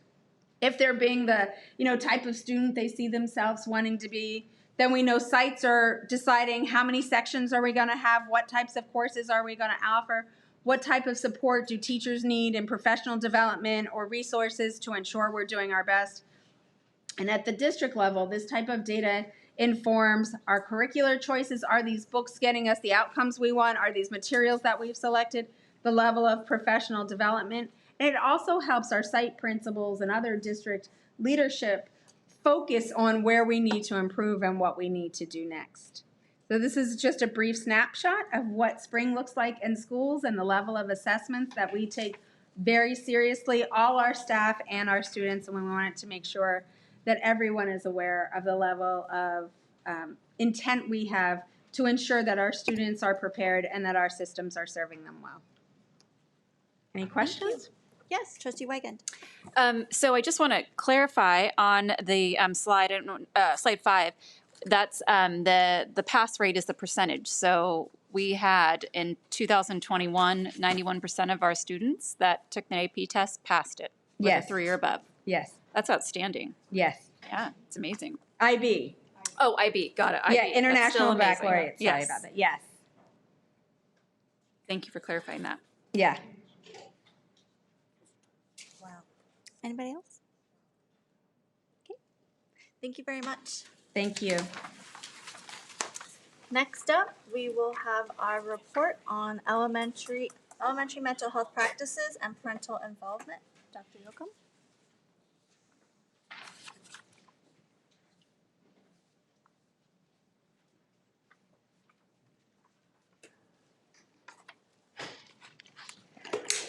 Good evening, President Anderson, Dr. Smith, our Board of Education, Cabinet, and all of our guests in the audience tonight.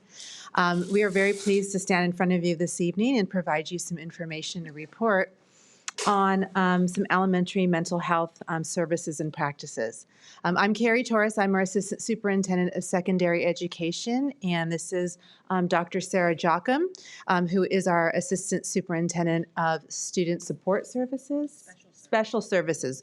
And the reason I ask that is because we just changed our divisions. And so tonight, both Dr. Jocham and I are going to be presenting together because just recently, after evaluating some of our district practices and looking at efficiencies within our systems, we decided to share some work and move some work around. And so tonight, you're going to hear from both of us. Because most recently, just after the first of the year, at the beginning of 2023, we moved our Student Services Division over to Educational Services.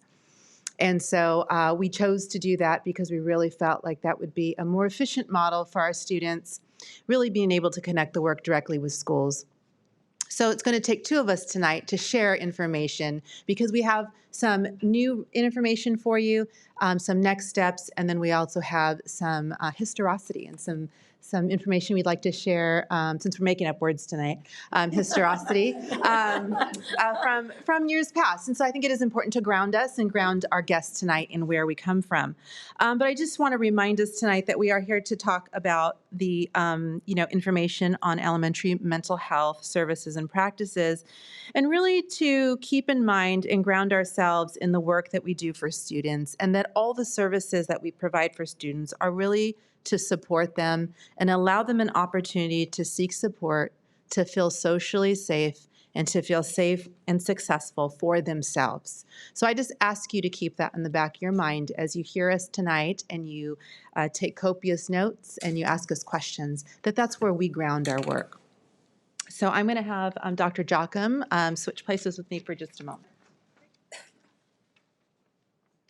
Thank you, President Anderson, members of the board, Dr. Smith, student board members who stayed, and everyone else in the audience. I want to give a little bit of background on both where the federal and state laws exist to ensure that civil rights protections for students who identify as transgender, which include the responsibility for a school district to support them through their social, emotional, mental health, and well-being for all students, regardless of what their identified gender is. And then in California, as we look kind of locally and what our requirements are, we have a requirement and a responsibility as a school district to treat all students equally on the basis of their gender and identify the programs and services that they need. And that also includes the required use of that transgender student's chosen pronoun. And that is a requirement within California. And so when these changes came within the state, school districts within California developed what we call a gender support plan. And it really is to make sure that the district is meeting their obligations and kind of checking all the boxes. It's often used as a checklist, and it's for two reasons. One, how we're going to support that student during the school day and make sure that they feel safe and supported and are able to access their education. That's the purpose. Make sure they can stay in school and access their education. And kind of the second purpose of having that gender support plan is also protection for the district. We have that plan, and then if there's any questions later on, we can demonstrate what the plan said we were going to do and if we actually followed what that plan says. So I think it's important to keep in mind that when we talk about gender support plans, and I know Carrie's going to talk about this again, they are not transition plans. Sometimes that word gets used interchangeably, and that's not what this is. We do not transition students to a different gender. We do not provide any medical support, any medical counseling, anything like that.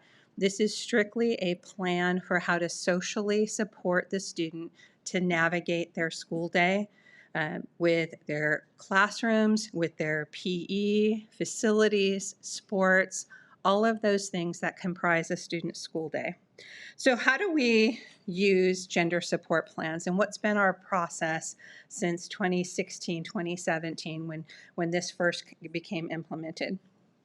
Number one, we've had this overarching belief that our students deserve to feel safe on campus, and we need parent involvement to be able to achieve that. One doesn't outweigh the other. They're both important to our work. And since the inception of this gender support plan work, there's been an understanding and a knowledge of the importance and the necessity of parent involvement in the plan, especially at the elementary level. And beginning in the 2016-17 school year, we did training with our elementary principals, our school psychologists, and they received training and worked closely with our director of student services at the time on this plan, how to implement it, how to work through this plan. Here's some key points that I want you to take away from the implementation of this plan. Gender support plans are parent and/or student initiated. Often at the elementary level, students don't know what to call what they need. They don't go up to somebody and say, I need a gender support plan. They may talk to somebody and say, I'm struggling, I have this name, I prefer to be called this. Then it becomes the responsibility of district staff with parents to dig deeper into that and to say, really, what are we looking at? I wanted to be called Princess when I was younger, and nobody did that. So we want to take all of those factors into consideration as we look at our kids. We want to ask more questions. Just because someone says, I need this or I want this, there's questions that need to go along with that work. So the student, the parent, and at the elementary level, the principal were the core team that would look at identifying gender support plans for students. And often at the elementary level, at that time, a school psychologist was involved, supported the principal in asking the questions, worked with the family to create that plan.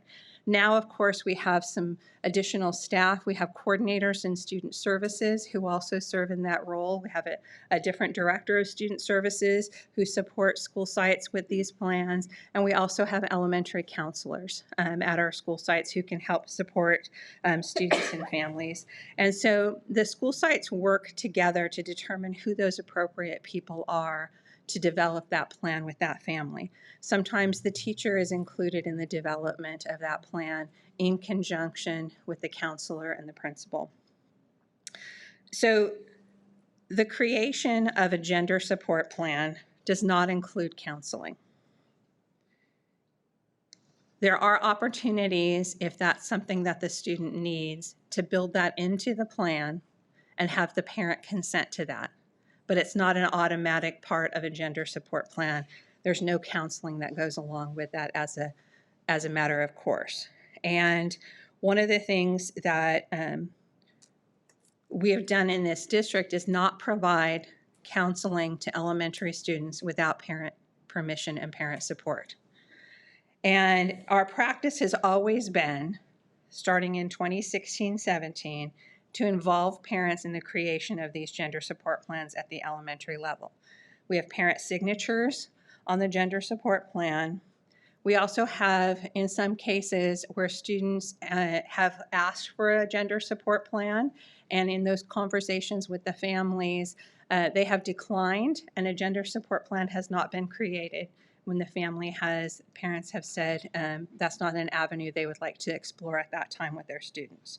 So I think that overall, what I am hoping to get is in terms of historically kind of what our philosophy and our practice and our training has been, is that we do involve parents in the creation and development of any gender support plans at the elementary level.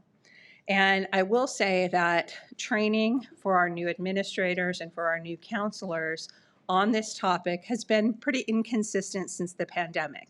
And as we came back from the pandemic, it wasn't the top of the list items. So I know that Carrie's going to talk a little bit later about a couple of things, including kind of restructuring that training and really what that oversight is going to look like to help provide what I think the board has asked for, which is kind of the oversight to these plans and making sure that they do include parent involvement.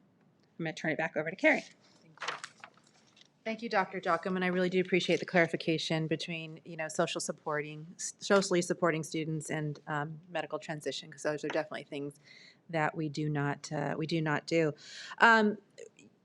We had a chance to really dig into this topic last week, and I had the opportunity and pleasure to meet with all of our counselors in the district. I had meetings last week to specifically address the concerns and questions that our board and community had brought forward. And so I am confident in saying that our counselors were very responsive to the discussions and the desire for ongoing training. So Dr. Jocham mentioned that training was punctuated because of the pandemic and just other priorities at the time. But we are prepared to revisit that training. And it's also a good time because as things change, nothing is always the same or stagnant. And so when we started this journey back in 2016, we're now in 2023. Things change and we want to make sure that we're current. So we are prepared to do that, and our counselors overwhelmingly supported that. Had a chance to talk with secondary counselors in one group and then with elementary counselors in another. And that's important because the needs of students, while can be similar, our secondary students are a little bit more independent than our elementary students. So we needed to kind of draw out some information from each of those groups, and it was a very good meeting because they were able to share their current practices, which Dr. Jocham has described, and really ask good questions, and again, asking for that training. So you can have confidence in knowing that moving forward, we will be providing additional training. Dr. Jocham mentioned something else, which is, parent involvement. And that is one of the values and tenets of the groups that we met with last week. The other group we met with was principals. We got to see all principals last week, and we met with them and talked to them about this process and how they see it reflected in their school sites. And that was also a very informational conversation. But all of these groups resonated the value of parent participation at all levels, and that at no time are they seeking out working independently and away from families. They describe circumstances where families have actually turned them away and didn't want their help, and we understand that. But our groups of people and our professionals are grounded in the value of engaging parents, and they are looking forward to new ways to find ways to talk with parents about these very difficult issues that our students face, no matter what age. We can always be better, and we can always be more clear in our work. And so we've done a lot of groundwork over the past few years, but we can do better. How can we do better? We can take a look at our policies and procedures that are written. We can try to be more transparent as we move forward into this journey. What does that look like? I know the board has asked questions about what policies and procedures could be evaluated and maybe be refined to be more reflective of 2023 practices. That is something that Dr. Smith has asked us to look at and that we are willing to undertake and share as we move forward. But we can be better, we can be more clear, and we can ensure that our language demonstrates the values of the district, that we do not engage in these types of plans without parental involvement.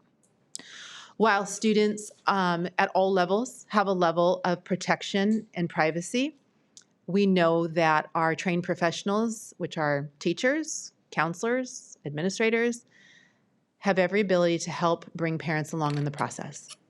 And they've described in their actions how they've done that in the past.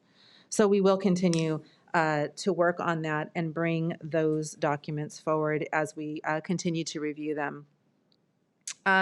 In terms of our focus and our work with staff, as a professional team, as an executive team, as our principals lead schools, we do everything we can to train our teams and set expectations. That happens at all levels. And on occasion, that system may break or fail. So we may have somebody in our organization who steps out of the boundaries, doesn't stay in their lane. That could happen.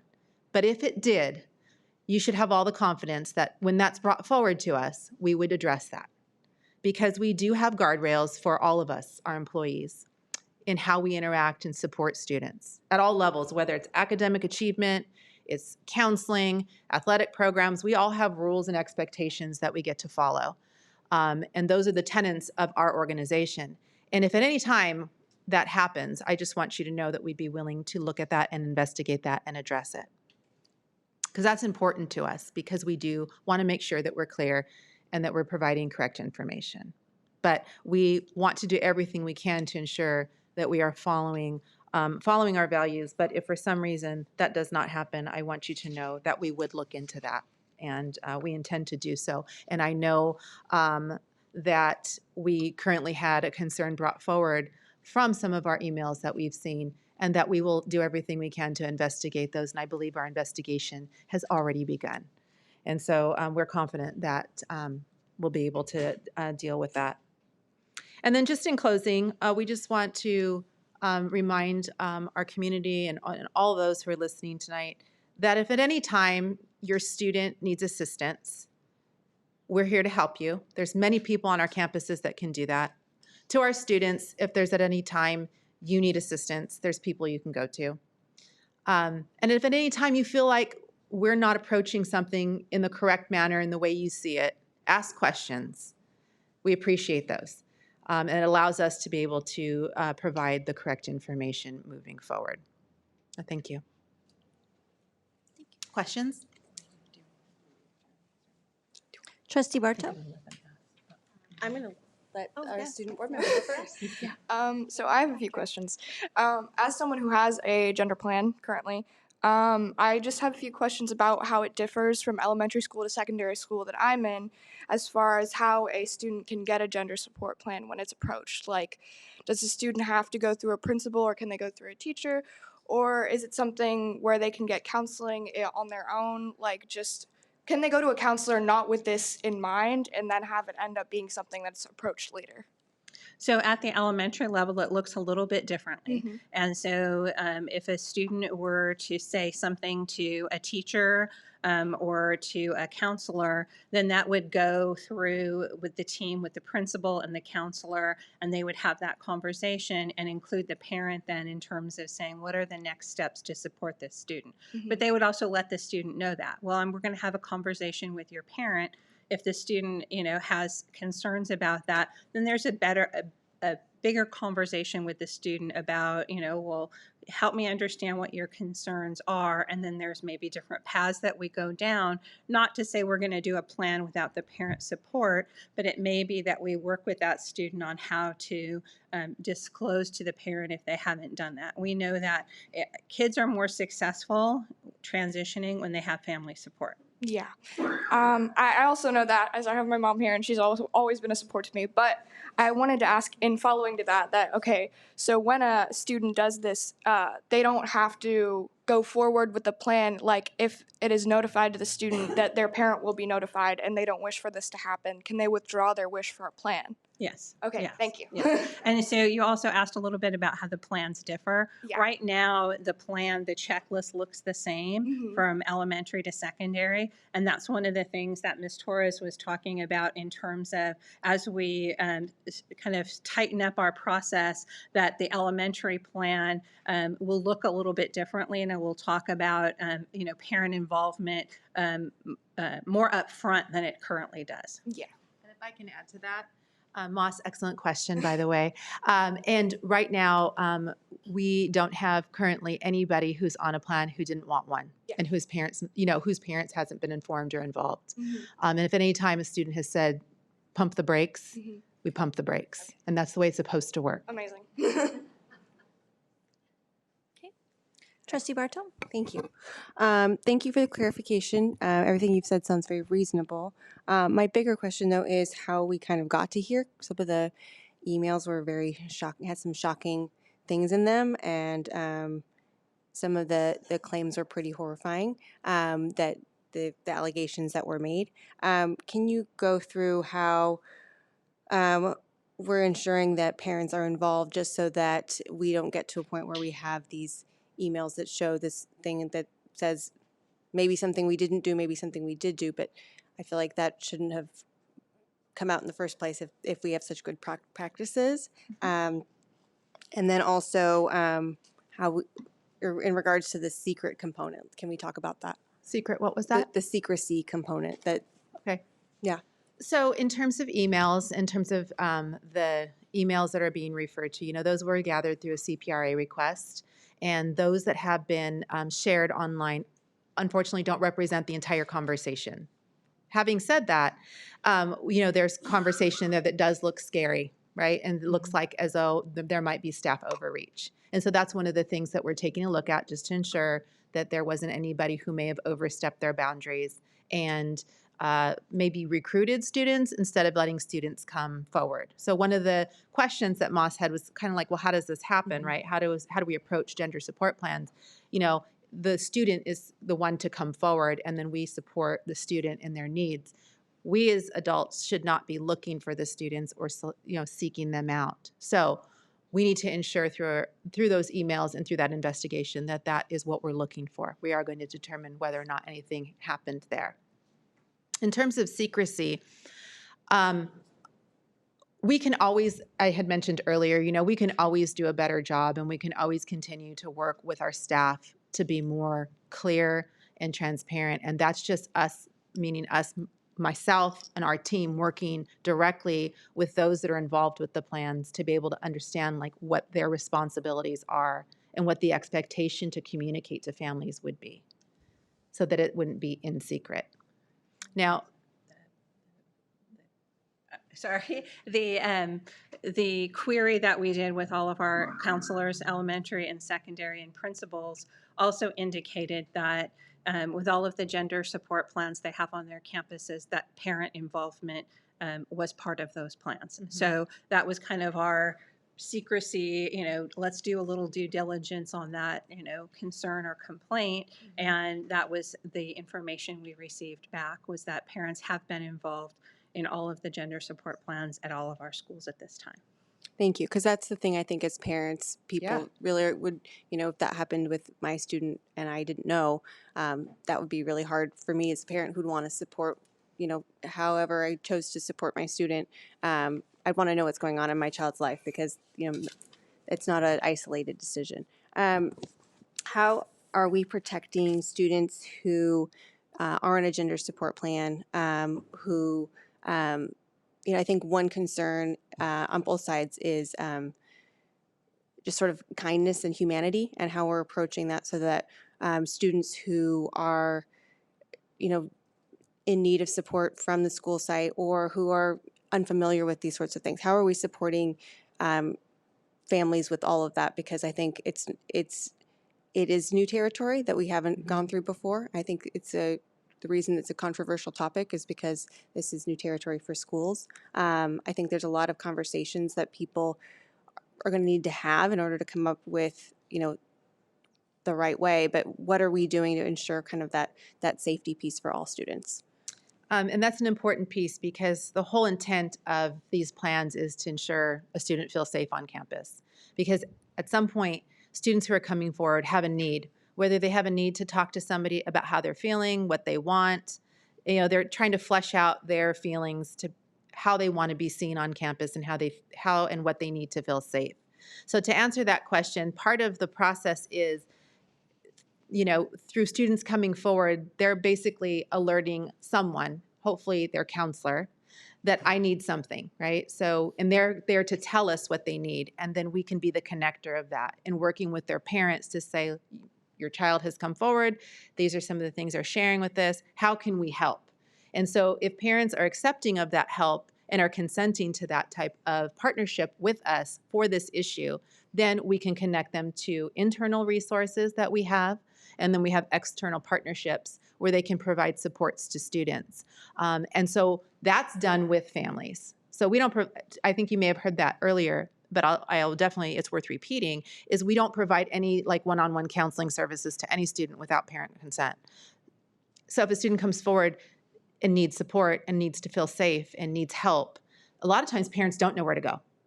Sometimes we're the first person to have told them this, or to have their child bring forward in bravery with us to say something. So we need to be able to have resources available to them. And we do, if they want them. If they don't want them, then we refer them to go ahead and find help on their own. Is there a way that when we go through the process of kind of how we do this, we can let parents know what to expect from their school sites? So, what we're setting up our process. I think communicating to parents what that process is going to be helpful overall, because I think whether parents do want to go forward or not with their student, kind of knowing that that's out there, what the district process is. I think people do well with clear expectations. I think staff does well with clear expectations. I think it enforces those guardrails all around, so there are no surprises. Do we have a way that we're going to kind of outline that and communicate that to parents? Well, I think this is timely because the training component is going to be really important for the people who are going to execute the work. So when we talk about school counselors, elementary, secondary, when you think about secondary schools, you've got assistant principals who at times are pulled in, and then of course site principals. And so they're going to be part of the conversation about how we make this process tighter and better and how we can communicate it. Why it was so important for us to triangulate the information last week and talk to secondary counselors, elementary principals, other mental health professionals that we have in the district was to get that kind of feedback, to understand, first of all, what's the current work and our current practices, and secondly, what were they telling us we need to do better at, or where they were confused or concerned or unsure of their work. And so they're going to be part of that for us to be able to move forward and do what you're asking, which is to be able to outline a detailed kind of a next step FAQ for families who come forward, and what to expect, what you can expect, and what we can give to them and their families. Okay, thank you. I think that would be great if when the board could kind of know what that is, but also that could be communicated to all parents, just so they, again, know what to expect. One for you, and then I have a question for our attorneys. We don't currently have we have lots of board policies, and we have lots of board policies around lots of things that could be helpful for parental transparency. And our board has really prioritized that over the last several years. We added the parent engagement component to our LCAP. It's one of our priorities to speak to the community more often. I think we've made a lot of efforts in that direction, and I think we could continue to do better. One thing I'd like to explore, and this is more of a question for my fellow board members, is how I think it'd be worthwhile to pursue a parental engagement transparency kind of policy, reasonable and fair, but just something to let parents know that we are aware that a lot of state laws have come down which have changed what school boards can do, and we recognize that kids spend more time out of school than in school in most cases. So if there are models for that either you guys come across or we as boards can research. I think I'd love to do that. And then lastly, my question comes to kind of the first causes of all of this. Would you mind going over how we get to what the California school districts uphold in regards to privacy and things? Okay. We should probably introduce ourselves. Tony DeMarco and Sarah Young. We have the privilege to serve the district in the legal services capacity. We're with the firm based in Irvine, Atkinson, Andelson. And like Trustee Bartow indicated, we're here to answer any legal questions you might have. Go ahead. So a little bit about privacy. Is that what you Yes, because that was actually one of my questions that I had early on, was how we got from AB 1266 to where we are. So I want to kind of clarify AB 1266 from this idea of privacy and what we're talking about. So AB 1266 is a specific rule about gender and gender equity in schools. And what it gives us is really clear rules, which are in your administrative regulation, that when a student identifies as female or male, whatever they identify, we have to respect that as educators and allow them to use the facilities that align with that, allow them to do activities and other kind of sex-segregated programs. So if we have any sex-segregated clubs, if our high school does boys versus girls at a pep rally, they go where they want to go. That is what AB 1266 does. It also includes that if our counselors are doing academic or career counseling or college counseling, they represent and respect the gender the student identifies, and they can't say, oh, you're a girl, homemaking for you. They have to just respect and do everything. They also have to invite parents once a year to come participate in that college, career, high school type academic counseling. Okay, that's 1266. We also have general non-discrimination obligations for students. That includes that if a student comes to me and says, I'm Sarah, I identify now as Sean, I identify as a male pronoun, if you choose to not use that, you are discriminating against me. You are required to do that. That is a general non-discrimination that we have to do.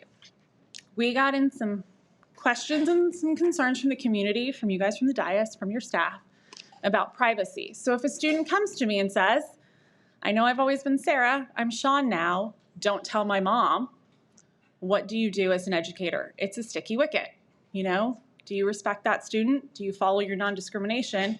Do you tell the mom? So in California, we have the California Constitution, Article 1, Section 1. All people have inalienable rights of privacy. All people. Doesn't say 18 plus, 21 plus. All people. So we have a right to privacy. I just told you something very private about myself. I expect that you're going to keep it private. I didn't broadcast it on Facebook. If I tell you, please don't tell my mom, that was a private conversation I had with a staff member I trust. Now, you have a tenet of parent engagement. That's where we get that parent piece of, how can I come back and talk to your mom about this? California, separate from the Constitution, has Ed Code. There's Ed Code section that says if you are 12 or older, so if you're someone like Moss or your student school board members here, you're more than 12. If you're 12 or older and you go to your school counselor and you have a counseling conversation, that is protected, privileged, and confidential. So if you go to your counselor and you say, I'm experiencing some changes in my gender, I think I'm gonna be non-binary, don't tell my mom. You cannot tell my mom. That is a counseling conversation that's confidential and privileged. Newport-Mesa has some K-8s. You have K-6. There's some 6th graders who might be 12. So if you're 12 years old and you go to your counselor and you have that conversation, that is privileged under Ed Code. If you're younger than 12, gets into a little sticky wicket conversation again. And that's where we start looking at some other ideas. If your evidence code, it's a privileged conversation again. If I go to a licensed social worker, a psychologist, a counselor. But again, the younger the student, and depending on who that conversation is, that might not be a privileged conversation. That might not be a confidential, private conversation. And so that's where you're going to come back to what are your district vision and values, and what does your practice and procedures look like. You have in your gender support plan, one of the very first conversations is, where are your parents? and how are we going to get your parents on board with this? Okay. Thank you. Yeah, that just leads into one more question, which is how much flexibility can we bring into bringing parents? Because it is, I think earlier you mentioned being a mandatory reporter. There might be some issues where people are afraid of physical harm in their home, but I feel like that's not going to be as common as students who are going through this and need that support overall from their parents. And it's not an isolated thing in their lives. Is there a way to bring parent into that? If you, I'm just going to make a hypothetical. You have a 10-year-old who comes to you. This might be the third time they've brought gender forward. They brought it when they were 9. They said, you brought your parent. They brought the parents along and the parents were not in favor. And they said, okay, I don't want a gender support plan. They did it again. Now they're 10. And they say, I do not want you to call my parents. You have a reasonable belief because maybe the last 2 times this kid said, well, I got hurt at home. My parents were really angry. You might, as a professional, have a reasonable belief that this child suffered abuse or neglect. That's that's the educator's job as a professional under their mandatory reporting obligation. Do they actually believe a child will be suffered? Will there be harm, abuse, or neglect? Then they could go, okay, well, I might make a CPS report. I might choose to keep this privileged and confidential because they have a reasonable belief. But it isn't a fallback of, oh, every kid who comes and tells me and says, I don't want to tell my mom, they're going to be abused at home. You can't make that leap. You have to have reasonable facts to rely upon.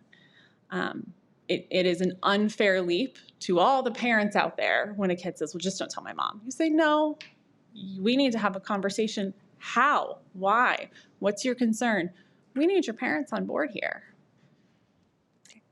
Thank you.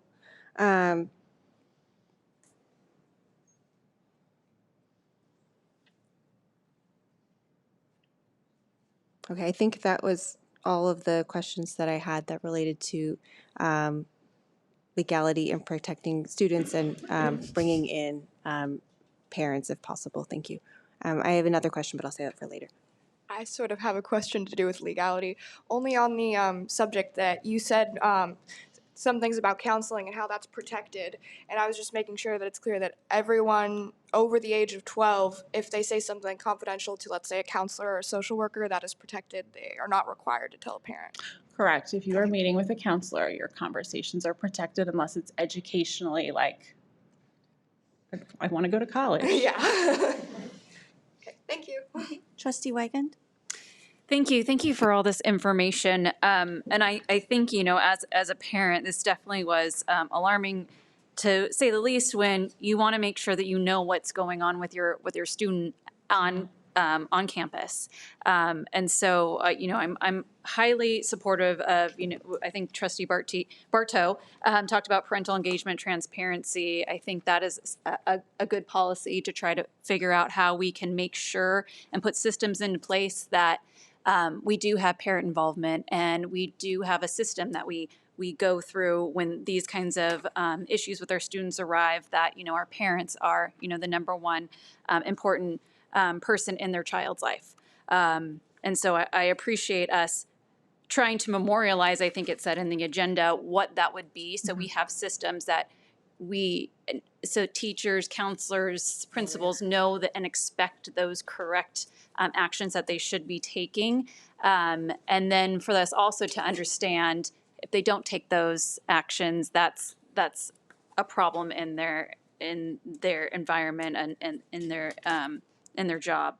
I have a question a little bit about what it looks like with these ed codes. We talk about ed codes, we talk about AB 1266, and maybe this is for the attorneys again, so sorry, Carrie and Sarah, but who makes ed codes? Where does that law come from, and who develops those? That's the state legislature, signed by the governor. Okay. So the hierarchy of laws is the state constitution, right? Then we have the legislature that issues statutes signed by the governor. We have state agencies that issue regulations, like California Department of Education, State Board of Education. So we have regulations we can follow. And then we have case law that informs us, and then we have board policy as a form of rule as well. So statutes is all going to be legislature. Statute, okay, all legislature.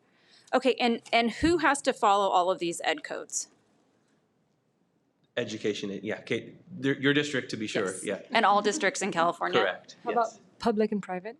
I'm sorry? Public and private schools? Not All necessarily. schools? The bulk of the education code sections are public education. There are some that apply to private schools and charters as well. Okay, and so what happens, I mean, when, say, a student comes up and talks to their teacher and say, I want to be called John, and my name's Jane, but I want to be called John. What does that next step look like within our school district? So that next step looks like a teacher either reaching out to the parent and saying that somebody came forward today and wants to be called something different. So teachers have told me that that's how they have reacted in the past. 2, they go directly to the school principal and say, the student is asking to be called by a different name. Where do I go from here? So the information can kind of go in 2 different ways. We also have had our staff members let us know that through our MTSS work, and we have MTSS teams, and we had a wellness team in place, that sometimes students would come forward through the wellness team, and then that type of discussion would surface, and then they'd be able to work with the family at that point. Okay. I think also that it's one of those where you also look at the student's age. Because again, when I was in kindergarten, I wanted to be called princess, and nobody called me that. So I think that's one of the responsibilities of the teacher is, was this an isolated incident, or is it every day the student is asking me to be called this name? And that's when they can kind of make some decisions versus, I want to be called, Aladdin. And it's because, they were just watching Aladdin, so that's what they want to be called, or, so I think there's some, and that's where it gets into that gray area, right? Where a teacher to say, anytime a student says, I want to be called, a different name, I'm going to call the parent, or is it, the teacher says, I'm looking at how old they are and the context that they're saying this. And those are the pieces we can tease out in terms of an FAQ with staff to help them get that direction, because they do want to help and support, and they don't want to alarm parents if they don't have to, but they also don't want to not do something. And so that's, I think, with some of the guidance that we can put out is, here's kind of how you vet that depending on the student's age, the context, some of those pieces to determine those next steps. Okay. And then you said that we went through everyone in our district, or every, gender support plan that we do have, and you say all of them have parental notification and parental support. Correct. And how did you go about trying uncovering that? What process did you go through? So meeting with the teams that are responsible for those. So I met with the secondary counselors and talked with them, and then they were able to report that out. It's such a small number, so let's also keep that in mind. So we're a district of 17,000-ish students. We're talking such a small number, right? So, and while we don't necessarily have a finite number, we know that it's a very small volume of individuals. So when speaking with counselors, they were able to actually respond, because guess what? They know those students, right? And so they were very easily able to respond in that group session and say, yeah, okay, this, and this, or no, none, And so, and I asked very specific questions in relations to that. And so we had a meeting with our secondary counselors, we had a meeting with our elementary counselors, and then we had a meeting with our secondary principals, and then we had a meeting with elementary principals, just to, again, try to make sure that everybody was speaking the same language. And so we were able to do that. And so that's how we were able to find that out. Thank you.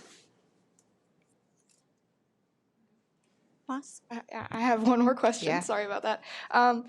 I was thinking of it because you were talking about possible training in the future and coming back to that, and I just want to know what that would look like, especially in the elementary age when we have these K through 6, K through 8 schools that have such a wide range of ages in their students, and teaching them about how there's a difference between, the younger kids asking to be called a different name versus the older kids, maybe when it starts to be a legal issue when they start to be 12, and how that will look different. So, great questions. Love having you here tonight. Thank you so much. This is what board membership is all about for students, so thank you. And so right now, it's a great time for us as well because we are, so we have myself, right? So, and I oversee our Director of Student Services, and we're also in the process right now of hiring an elementary coordinator of student services, and then we're going to have a secondary coordinator. So instead of just having one person kind of oversee all of these types of student issues, we're going to break that in half. So we'll have somebody who's focusing with me just on elementary, who will be working with our elementary counselors to be able to dig deeper into those supports and expectations and kind of policies and procedures specifically for our younger students. Then we'll do the same thing in secondary, which is our 7 through 12 kids. So to your point, how we usually gain information from our adults is we usually work with the teacher group. So we get groups of people together who are professionals and we say to them, tell us how this plays out for you in the classroom. I was a teacher and I could watch a student over 1 or 2 years and I would know, okay, this isn't an isolated incident. I've been seeing this from my student for 1 year, 2 years, or 3 years. And so then it becomes a kind of a different level of information for us as teachers. But to your point, we would gain information and create that, not just like me by myself or us, it's really with a group of people who are experiencing the work. So for example, at your level, I'd be talking to secondary counselors, maybe even bringing in your counselor and saying, how do you deal with this at your school site? And how are you making policies at your school? What do you do? And so we bring people together to do that work. But that was part of us moving student services into educational services, which is a little bit of mumbo jumbo language for education. But what that means is we get to do the work more closely with schools and we get to be able to break it in half, which means we're going to really focus on the different groups because they have such different needs. Yeah, that was the majority of my question is how it's going to be broken up because, there's a large difference between those age groups. And then there's the sort of, middle school area where it's sort of they cross over. But having 2 separate people, that'll be way better. Yeah, this is going to allow us to really focus on the needs of each of those groups. Yeah. Mm-hmm. Any other questions or comments? Go first. Trustee Murphy? I just wanted to say thank you to our student board member, Ms. Moss, for all of your input tonight, for being so brave and sharing about yourself.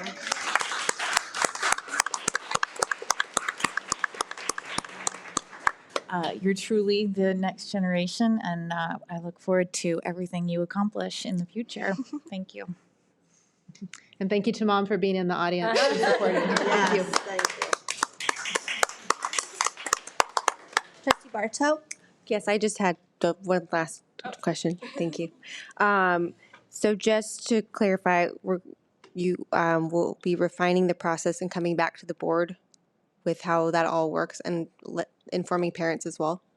So I'll work with Dr. Smith to figure out how we represent or inform the board on progress in terms of what we're doing here in this particular with this particular conversation.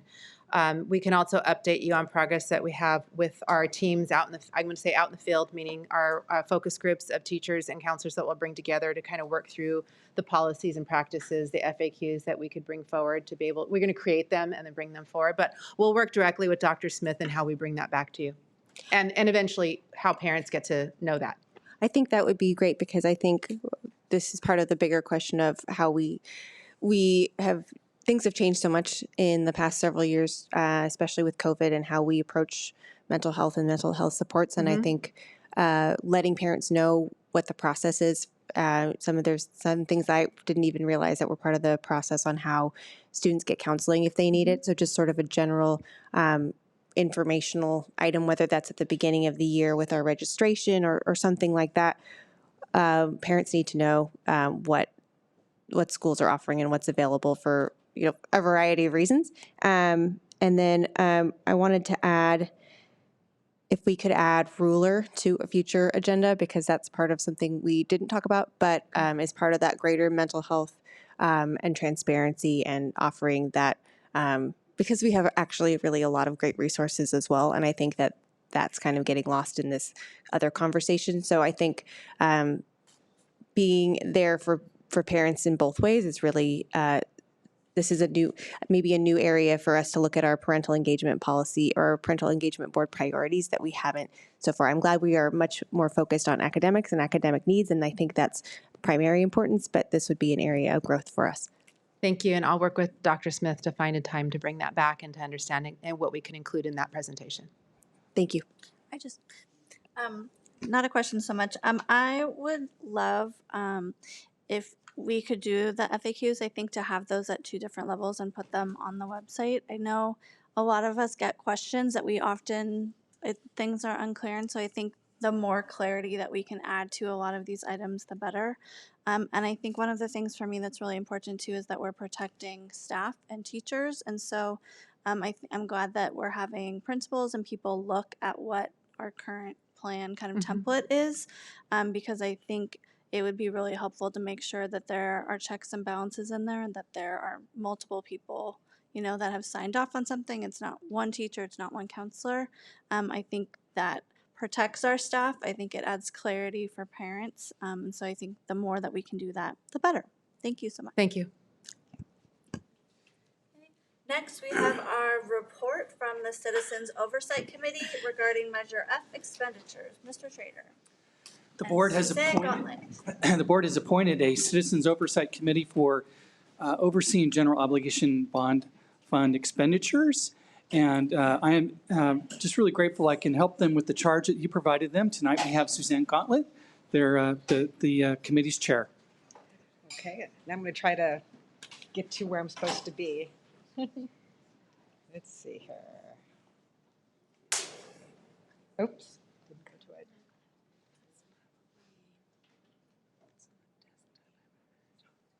I think it was just the website. No, try that. Try the website. There it is, right there. This one? Yes. Okay. Hi, everyone. I just want to say what an informative evening it has been this evening. And it's so nice to see that people in Newport-Mesa are very gracious and let everybody speak and don't overrule or talk through everybody's conversations. That's really refreshing in this day and age that we can come together as a community and hear everyone speak. It was really nice to witness that this evening. Superintendent Smith, President Anderson, trustees, cabinet, guests. I'm here to do our annual update on the Citizens Oversight Committee. And what we do is sort of on the website here. Last year, we asked, sort of like Ashley just asked, I was going to say, last year we asked the group to update our website to include our bylaws, the agenda. It always included the agendas and the adopted minutes, but to also include the bylaws, the resolutions, and everything that had to do with the Citizens Oversight Committee. So that's all there. It also goes into our duties. The website lists who our members are, and so forth. So this evening, before I sort of get into things, I really want to thank Jeff Trader, Ara Wiggins, and Lori Horrell for giving us all the information that we need to do our jobs. We ask for things as part of our job in a number of different ways, and a lot of times it isn't how they give it to us. We ask to see it differently. We ask to see presentations. We see sometimes things maybe before you guys see them, and we're asked to sort of be quiet about it, but we need to, because our job is oversight. Our job is to make sure that the funds that the voters approved in 2005 are going exactly how they're supposed to, according to Exhibit A of the bond. And we are currently now on the final bond project, which is the Estancia Theater. So that's what we're dealing with at this point. But I also want to go into what our duties are. Basically, we dig into all the details of everything that has to go on with the bonds. Then we review the independent financial report and the performance report, and that's the audits I'll be presenting tonight. Then we review planning and scheduling and budgeting. We do site surveys. We'll be doing a site survey sometime in the next few months once you guys break ground. I understand we're breaking ground April 8th, and then sometime after that we'll hopefully get a visit if it's safe enough. And then we also represent the community interests, and we also give advice. And then we also, at this meeting, are required to give a report on this every year. And as you will recall, last year on May 12th, we sent you an email as part of our advice portion of what we do. Some of you, because you're new, you probably didn't know about it, but we had consensus at the meeting that we were really concerned that the board was going to go in a direction we didn't think was appropriate based on our fiduciary duties. So we sent an email to the board stating that they should stay the course of the Estancia Theater and stay at the original plan. So that was the advice that we gave, and that advice wasn't taken. So just so you know, you do because you voted to move the theater to another location. But you need to know that we did give you that advice. So basically, a little bit of the bond history is that the bond was passed in August of, way back in August 2005, the Board of Trustees passed a resolution to authorize $282 million in bond funds. And they went to a very specific Exhibit A list of all sorts of different things by zone. Everything has been completed except the Estancia Theater, which I just mentioned. So also, after that, the board had to create rules of the Oversight Committee. So they created an Oversight Committee, and the committee consisted of 31 members. About 2016, 31 members were hard to get a quorum out of. And so the board went back and amended the rules and made it a committee of 7, and quorum was 4. And ever since that has happened, I think we pretty much made every meeting. And then when COVID happened, we went, our meetings went Zoom, and we always had a quorum, and every meeting was held, minutes posted, and so forth. Agendas posted, minutes posted. So let's see here. So to the, basically now to the audits. At our last meeting, we got the performance audit and the financial audit. Both audits were clean. So that's the big news. That's the most important thing. Both audits were clean. There was nothing wrong with them. The district, its personnel are doing everything they're supposed to do in regards to how things are.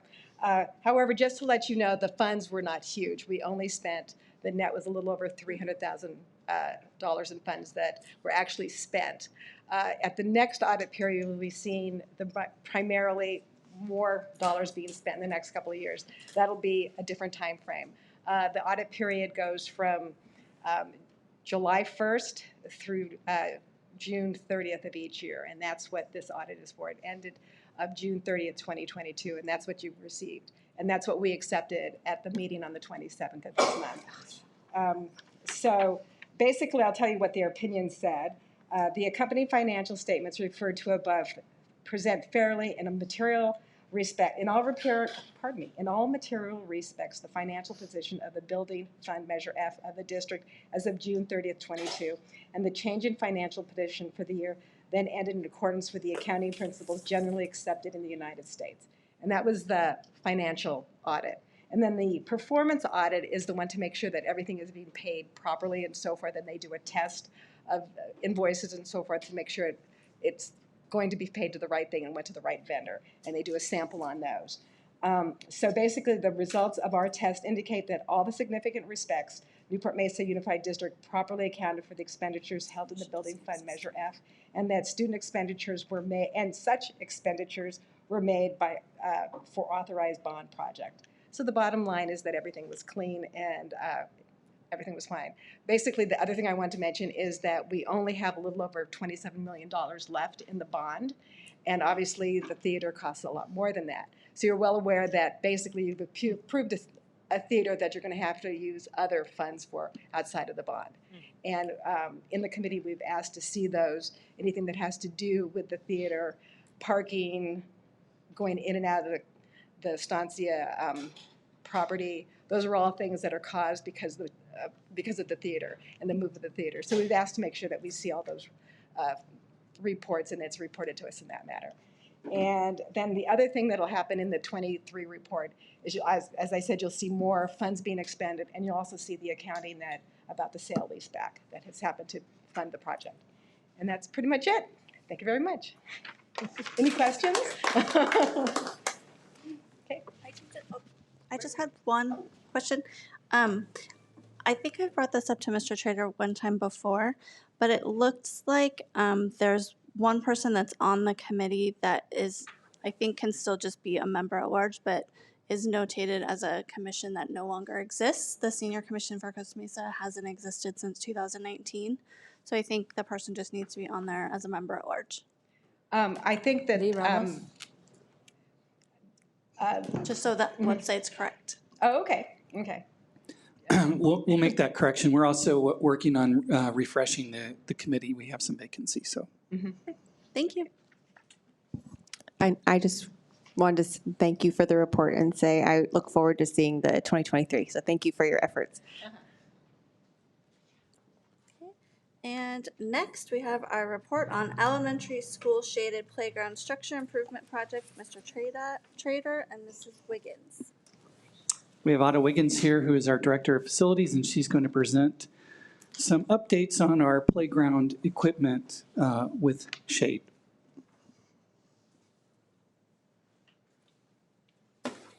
Good evening, President Anderson, Superintendent Smith, Board, Executive Cabinet, and our guests. So I'm here to talk to you tonight about our elementary playgrounds and specifically shade associated with those. So we know that it's a priority for having shaded areas for students just to limit their outside exposure to the sun.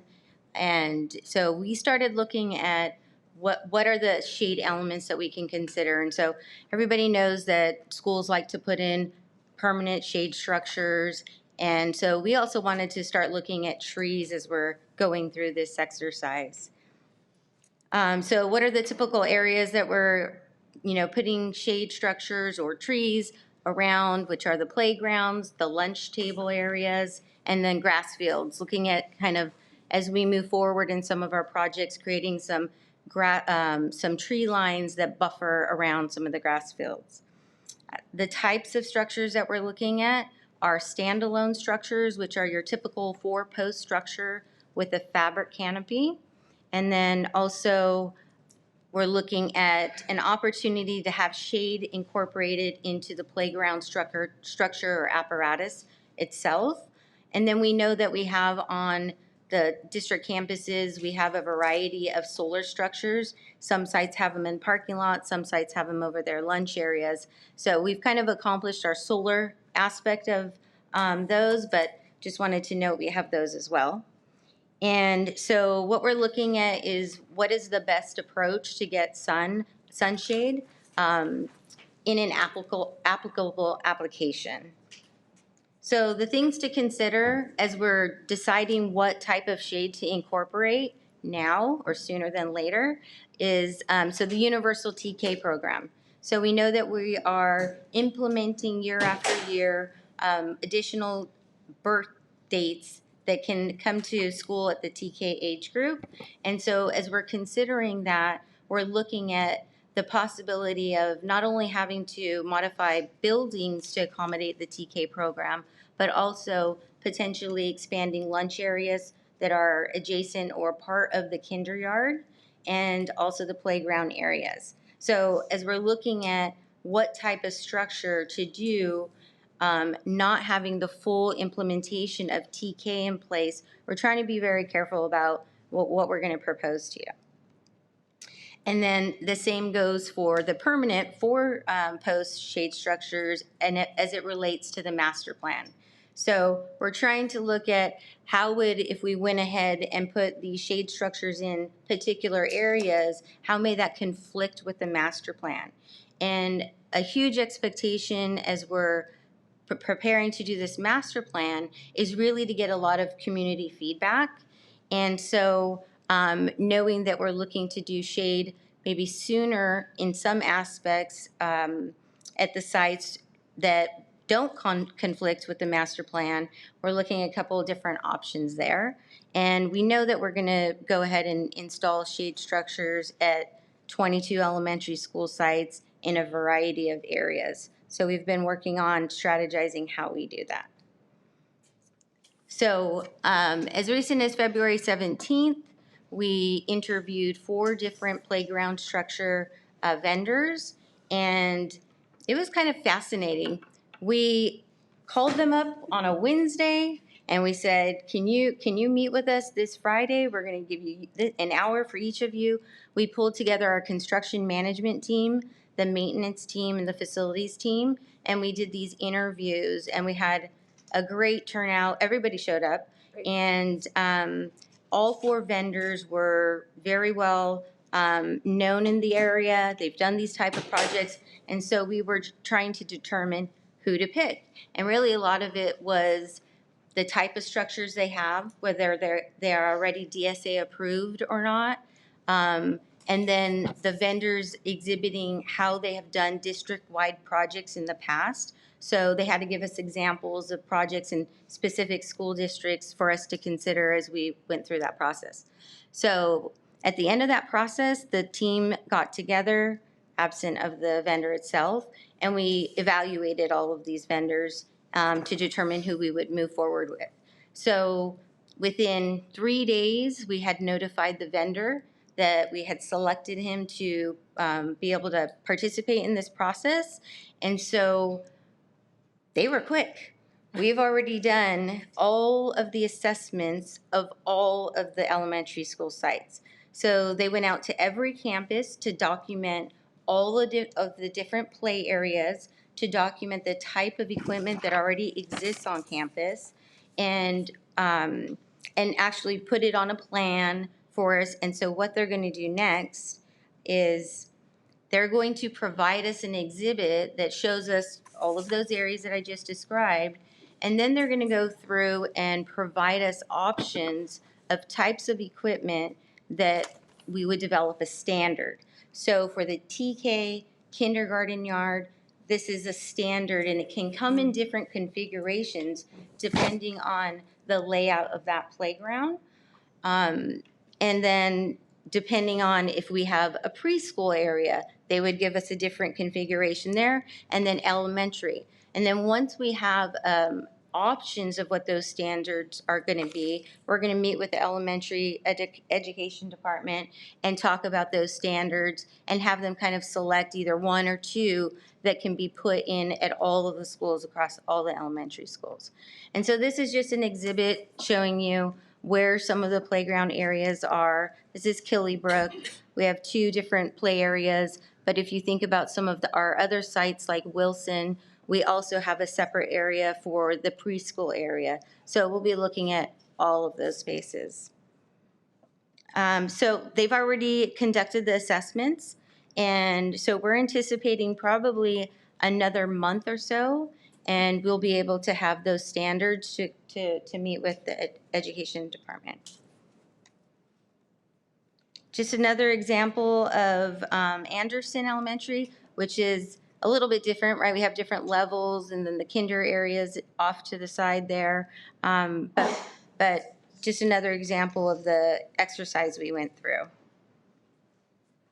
Oh, so let me go back to this. And so when we get those standards developed, we're going to bring those back to you and have you, we'll have a schedule put together, potentially a phased schedule for implementation.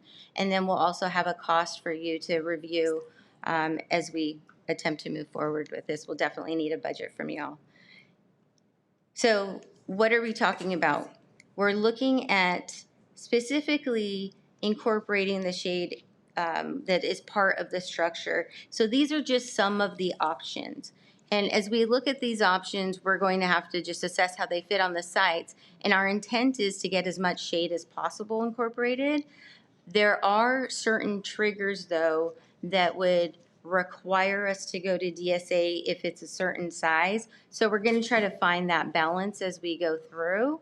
But we just wanted to give you some examples of what we're looking at as we move forward. Make sure you knew that we were looking at only the playground pieces and not the other 4 post structures at this time, so that we don't conflict with the UTK or the master plan implementation. Thank you very much. Trustee Crane. I just have a quick question on those 2. What is the material that's on the ground? Because is that going to be universal throughout, or what determines what you're going to have on that? So we are going to look Ground at that cover. as part of this study. Some schools have already been updated with a different material other than the wood chips. So we're going to see what's possible. And depending on the schedule that we end up implementing, if we decide it has to be done in a year, if I put out that schedule out with doing the structure plus replacing the surface material, it may end up actually being a year and a half. So we can bring that back to you once we have that assessment and that list of what exists everywhere. We can talk about whether or not we implement different materials for the surfacing. But wood chips are on their way out. That's our intent. They're trending out, huh? That's our intent, and just depending on how quickly we want to get the shade in, if we came back at a later date and replace the chips. Thank you. Trustee Ursulou. Yeah, thank you so much for this presentation. I really appreciate it. I love that you highlighted that it's a board priority to provide shade, but it's also, I believe, board policy to have sun safety overall. So this is, sort of a great subset of this to keep our kids healthy.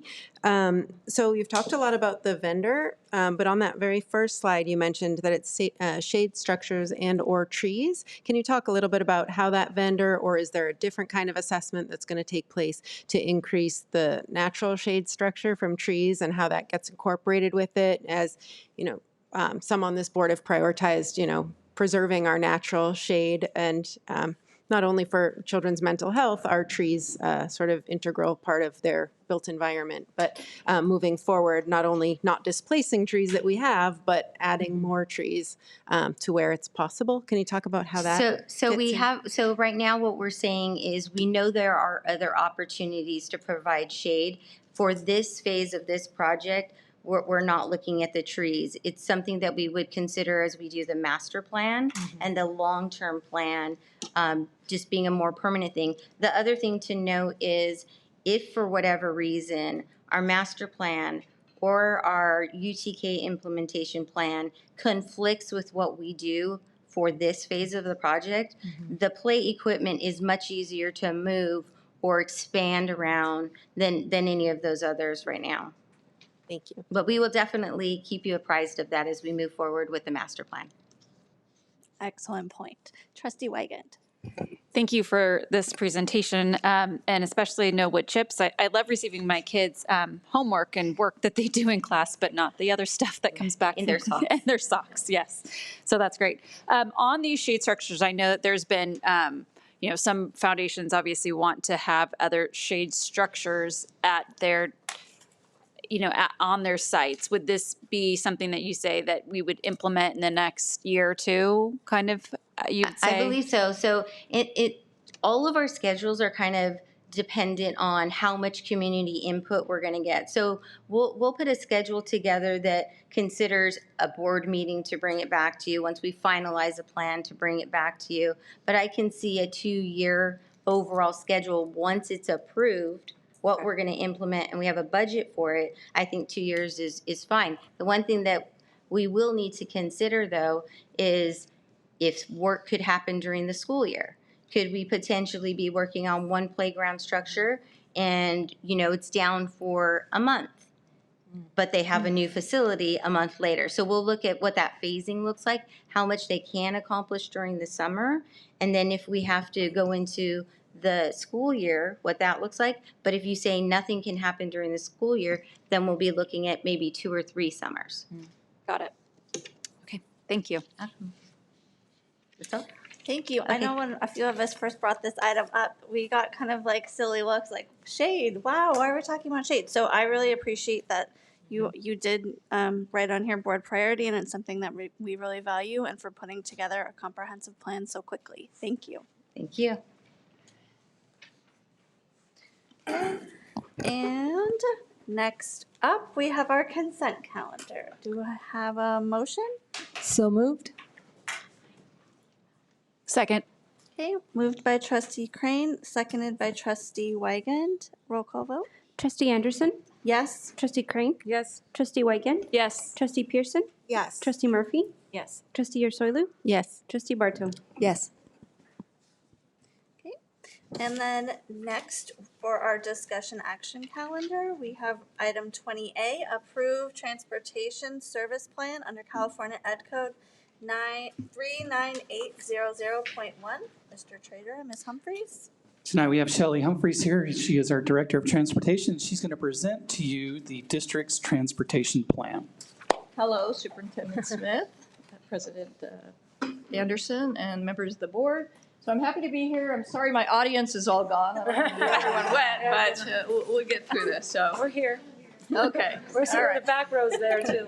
The back row's there, all right. So there's a new assembly bill out. It is AB 181, and what it did was it tasked school districts that have gen ed busing to come up with a plan. And the plan is to prioritize certain groups of students that we transport to school.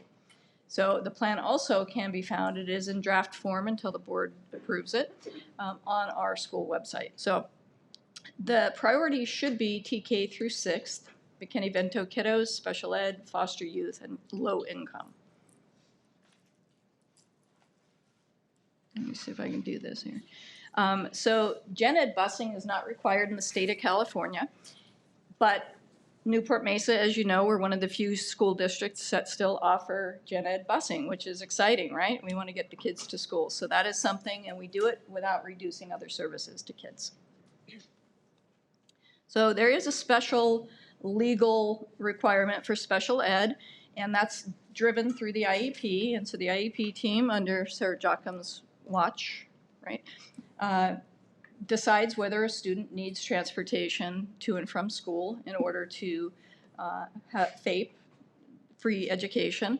And so that is a legal requirement. We work directly most of the time just with the special ed team, and they do a great job. So that is something that we'll continue to concentrate on. Then we have our McKinney-Vento kiddos. And we work directly with the liaisons and the school sites to identify kids that are possibly homeless to keep them in their home school. And so when they're in our district, what we do is we put them on our current routed system. And if they're outside the district, and we're getting more and more kiddos that are moving further away, we get car service for them so we can keep them stabilized in their home school. Foster youth, now we're working directly with social services. We're working with the liaison that we have here at the district to ensure that foster youth can also access their programs. We are getting kids outside the district. Again, they all seem to be going to Lake Forest for some reason. And we do have car service for those when it's mandated by the courts or it's in the best interest of the students. So the mode of transportation, that is the legal requirements, it does include walking, private cars, parents, school buses, public transportation, special ed, or special buses and taxi services. So any means that we need to get these kids to school, we utilize them all. So we also have our free and reduced bus pass program, and a lot of our families do receive free and reduced. We do have 3 Title I schools that we currently, all kiddos are free there if they put in an application, but we follow the federal poverty guidelines for those. And how we're going to prioritize busing under these different areas. So we have special ed, which is IEP driven, we mentioned that. Foster youth, McKinney-Vento, TK through 6th, and then we look at things like safety, the distance from the home, the walk zones, so we look at the shortest distance from at a radius view from where the student lives to the school, and then we try to maximize that to the best extent possible. And then our routed service, what we do is we have what we call a no bus zone. So we have walk zones. As I mentioned, Newport-Mesa is one of the few school districts that still offer gen ed busing, which is exciting and hope it never goes away. But our elementary walk zone is 3/4 of a mile, and that's either to a bus stop or to their school. Middle school, 7th, 8th is 1.5 miles, and high school is 2 miles. So Orange County School Districts, there's 26 of them. 9 do not offer any gen ed busing, so they didn't have to do this plan. 4 of them offer very limited busing, and it's based on safety issues of where the students live in relation to their schools. And 13 offer limited gen ed busing based on distance. As you can see from the chart, Newport-Mesa has the lowest, we'll consider it walk zone or no bus zone, in terms of distance to schools. And then we work directly with the Safe Routes to School And we've partnered with them. We encourage building healthy lifestyles. It's proven that kids that walk to school actually do better academically. They do better on tests. And all of the maps are located on every single one of the school sites for the Costa Mesa zone. And so parents can find that and access it very easily. And what we're going to do to prioritize this, but the bus pass applications open on July 5th. And so all qualifying schools prior to that, to the new school year, have an opportunity to go online and apply for a bus pass. Busing's offered outside of the walk zone, so anything further than the distance I mentioned earlier. Routes are assessed for historical data. And what we try to do is maximize the capacity for those kiddos from TK to 6th. We have established also scales for the federal poverty guidelines in order to offer free and reduced busing. And we work directly, of course, with special ed to determine the mode of transportation under the IEP. So some kids are curb to curb, some are at a transitional bus stop, making them a little more independent. And right now, with the exception of one school, all of our buses are inclusive. So there are no separate buses just for special ed, with the exception of one school. And then with the social services and foster youth liaisons, we look at whatever is the best interest of the student and how far they live from the school and whether the court is mandating. So we're probably not going to transport a student from San Diego back to our district. It's not really in the best interest of them. But if it's court mandated, then we would have to figure that piece out. And the McKinney-Vento, we do a really good job of getting them on our routed system. And right now, we have about 125. Sometimes it's higher than that. It just depends on where they live. And then those, of course, are free to families. And then we have a partnership with OCTA for free bus passes for all grades within all school districts. And they're going to continue that partnership next year. So for secondary students that are in that walk zone, they could still take OCTA.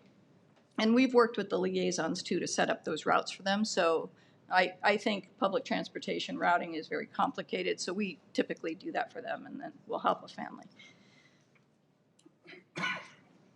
And then big shout out to the transportation staff with the nationwide driver shortage. They've done an amazing job, and our vendor partners as well, just making sure everything is run smoothly. So big shout out to them.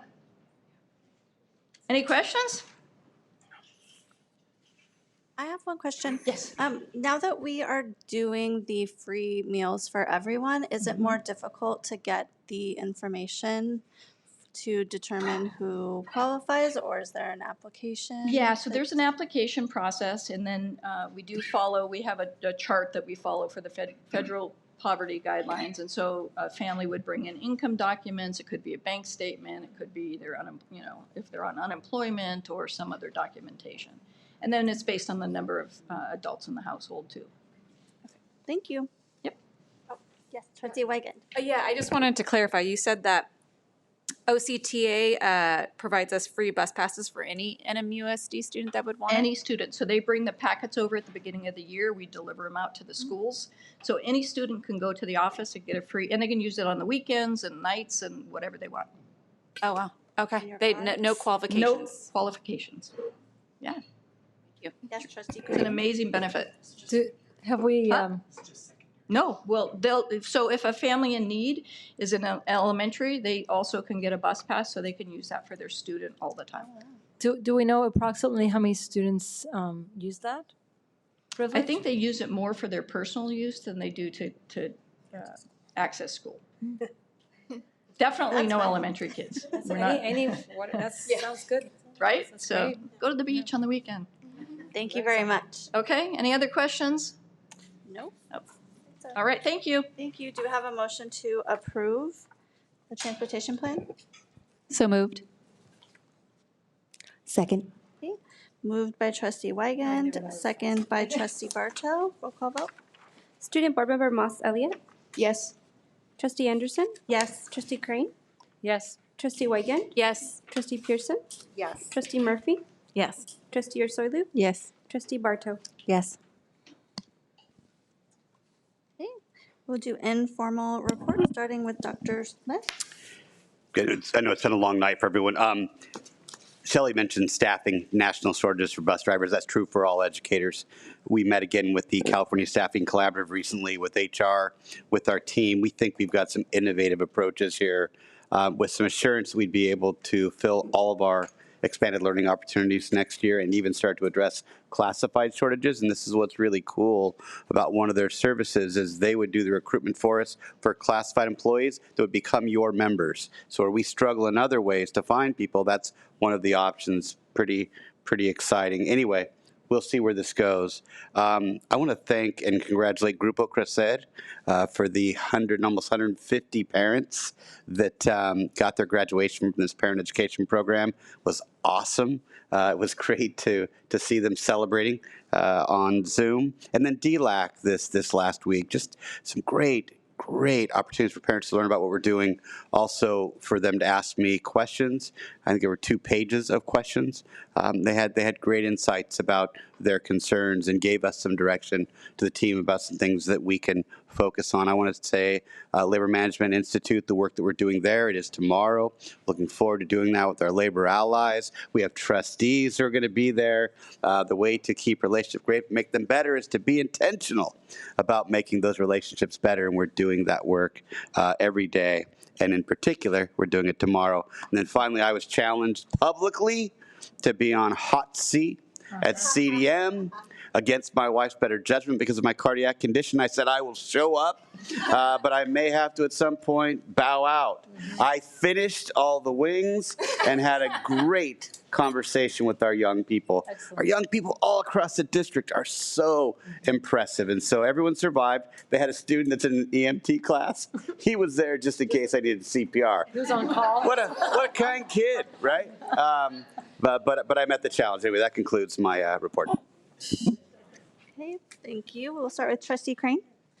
Let's see, several of us trustees attended the Newport Beach Police banquet, breakfast, and that was lovely. And then some of us also went to Battle of the Books, which was hosted at Oasis Senior Center. Thank you, Oasis Senior Center, for being a partner in this. And a shout out to Lindsay Coombe, who's an East Bluff parent who basically facilitated and coordinated the whole event. There were hundreds of our students representing 5 of our schools.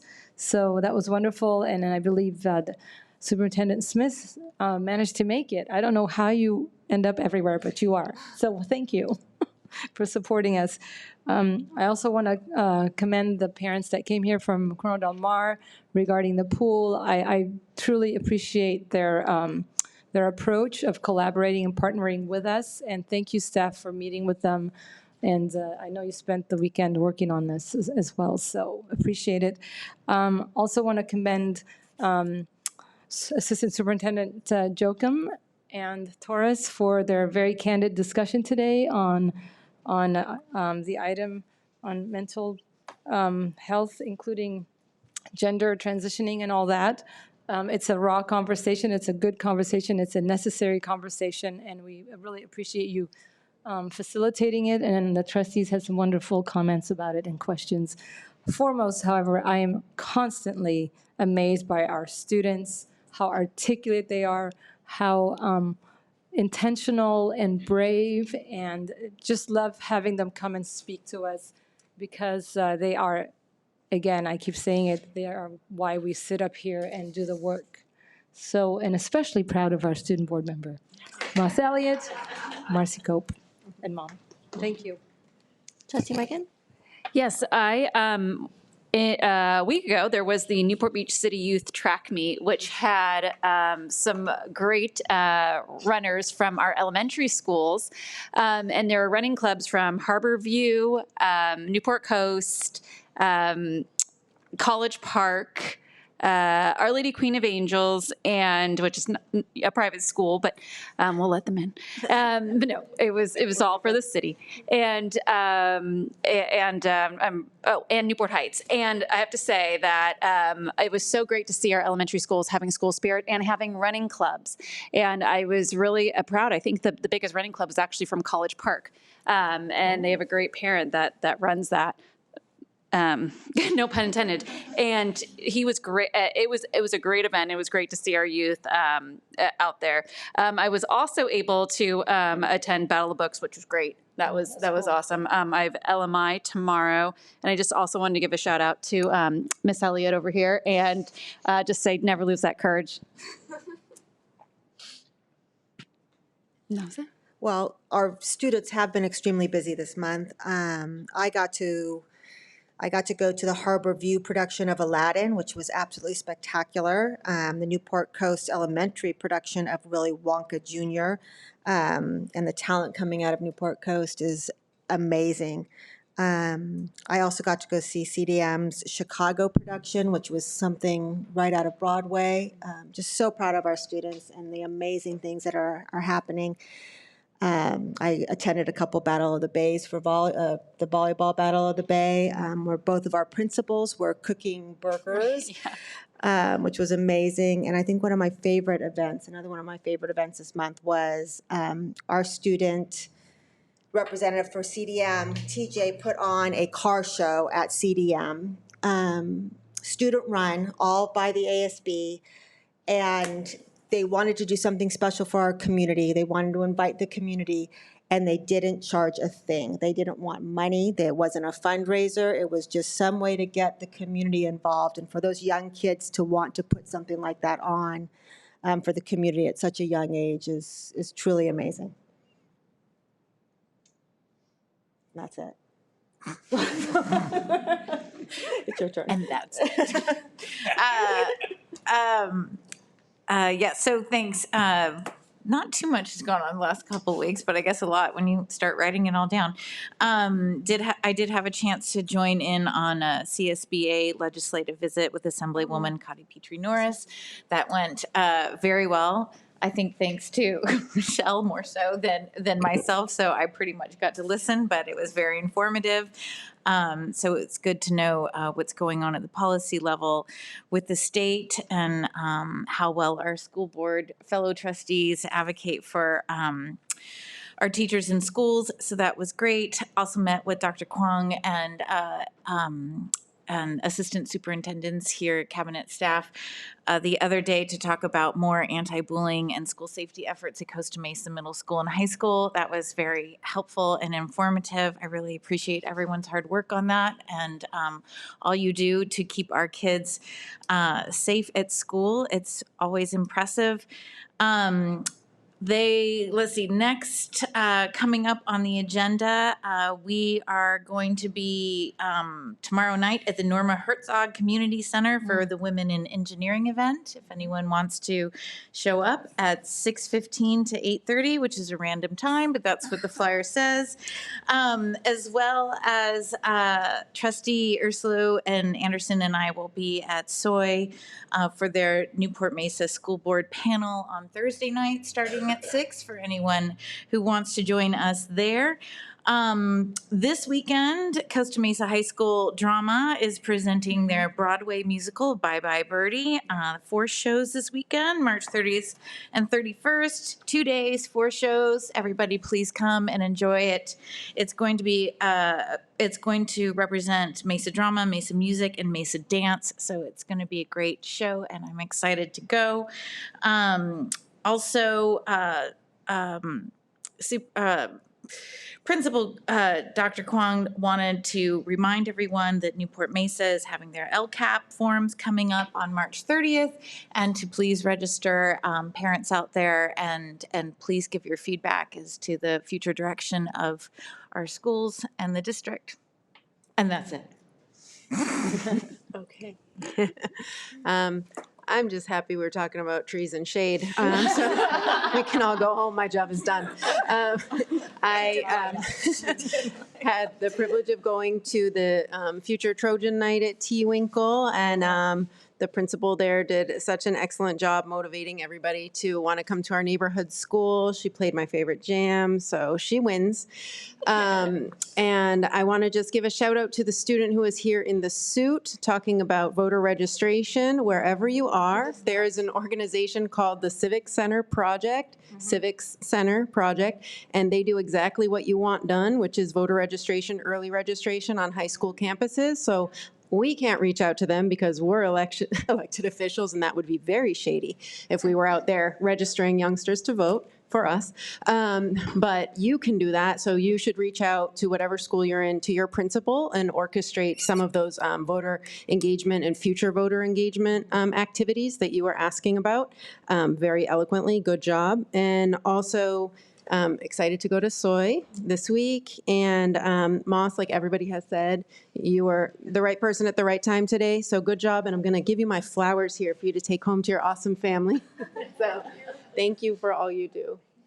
And now your turn.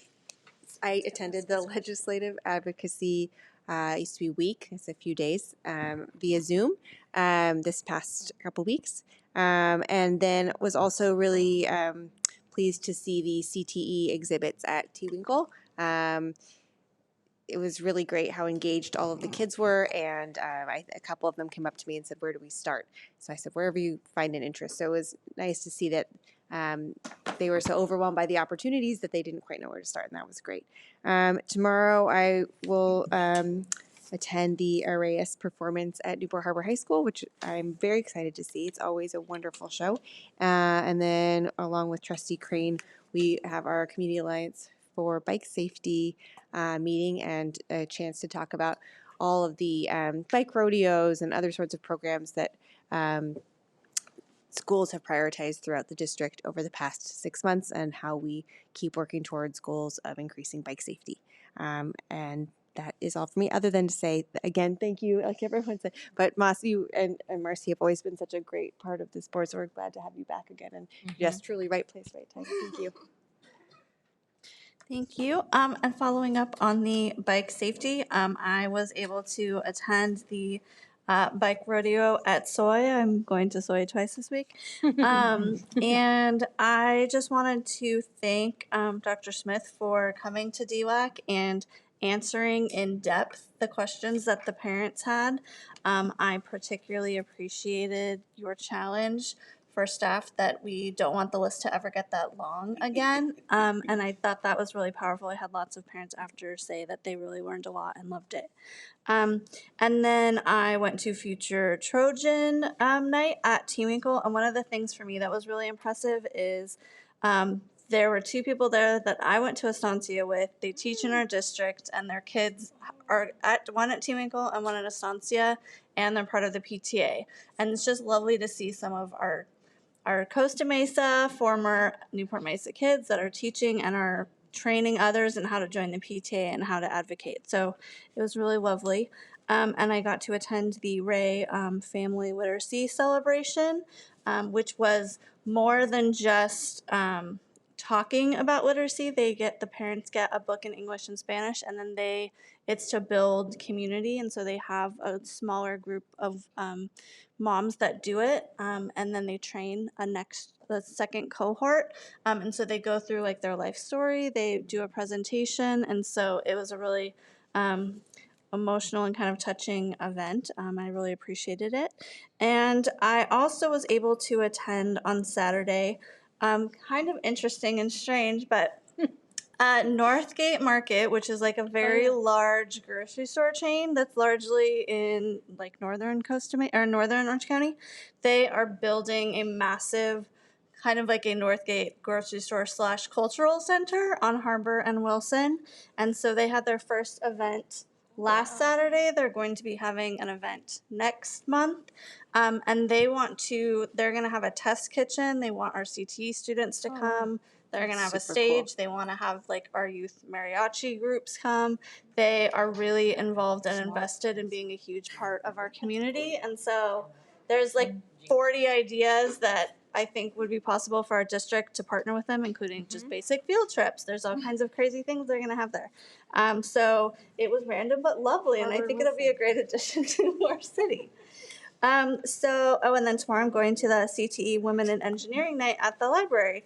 And I think it's Annie Younglove's last event. So we thank her for her many years of service and caring for our students. So we will now adjourn the meeting at 9:06.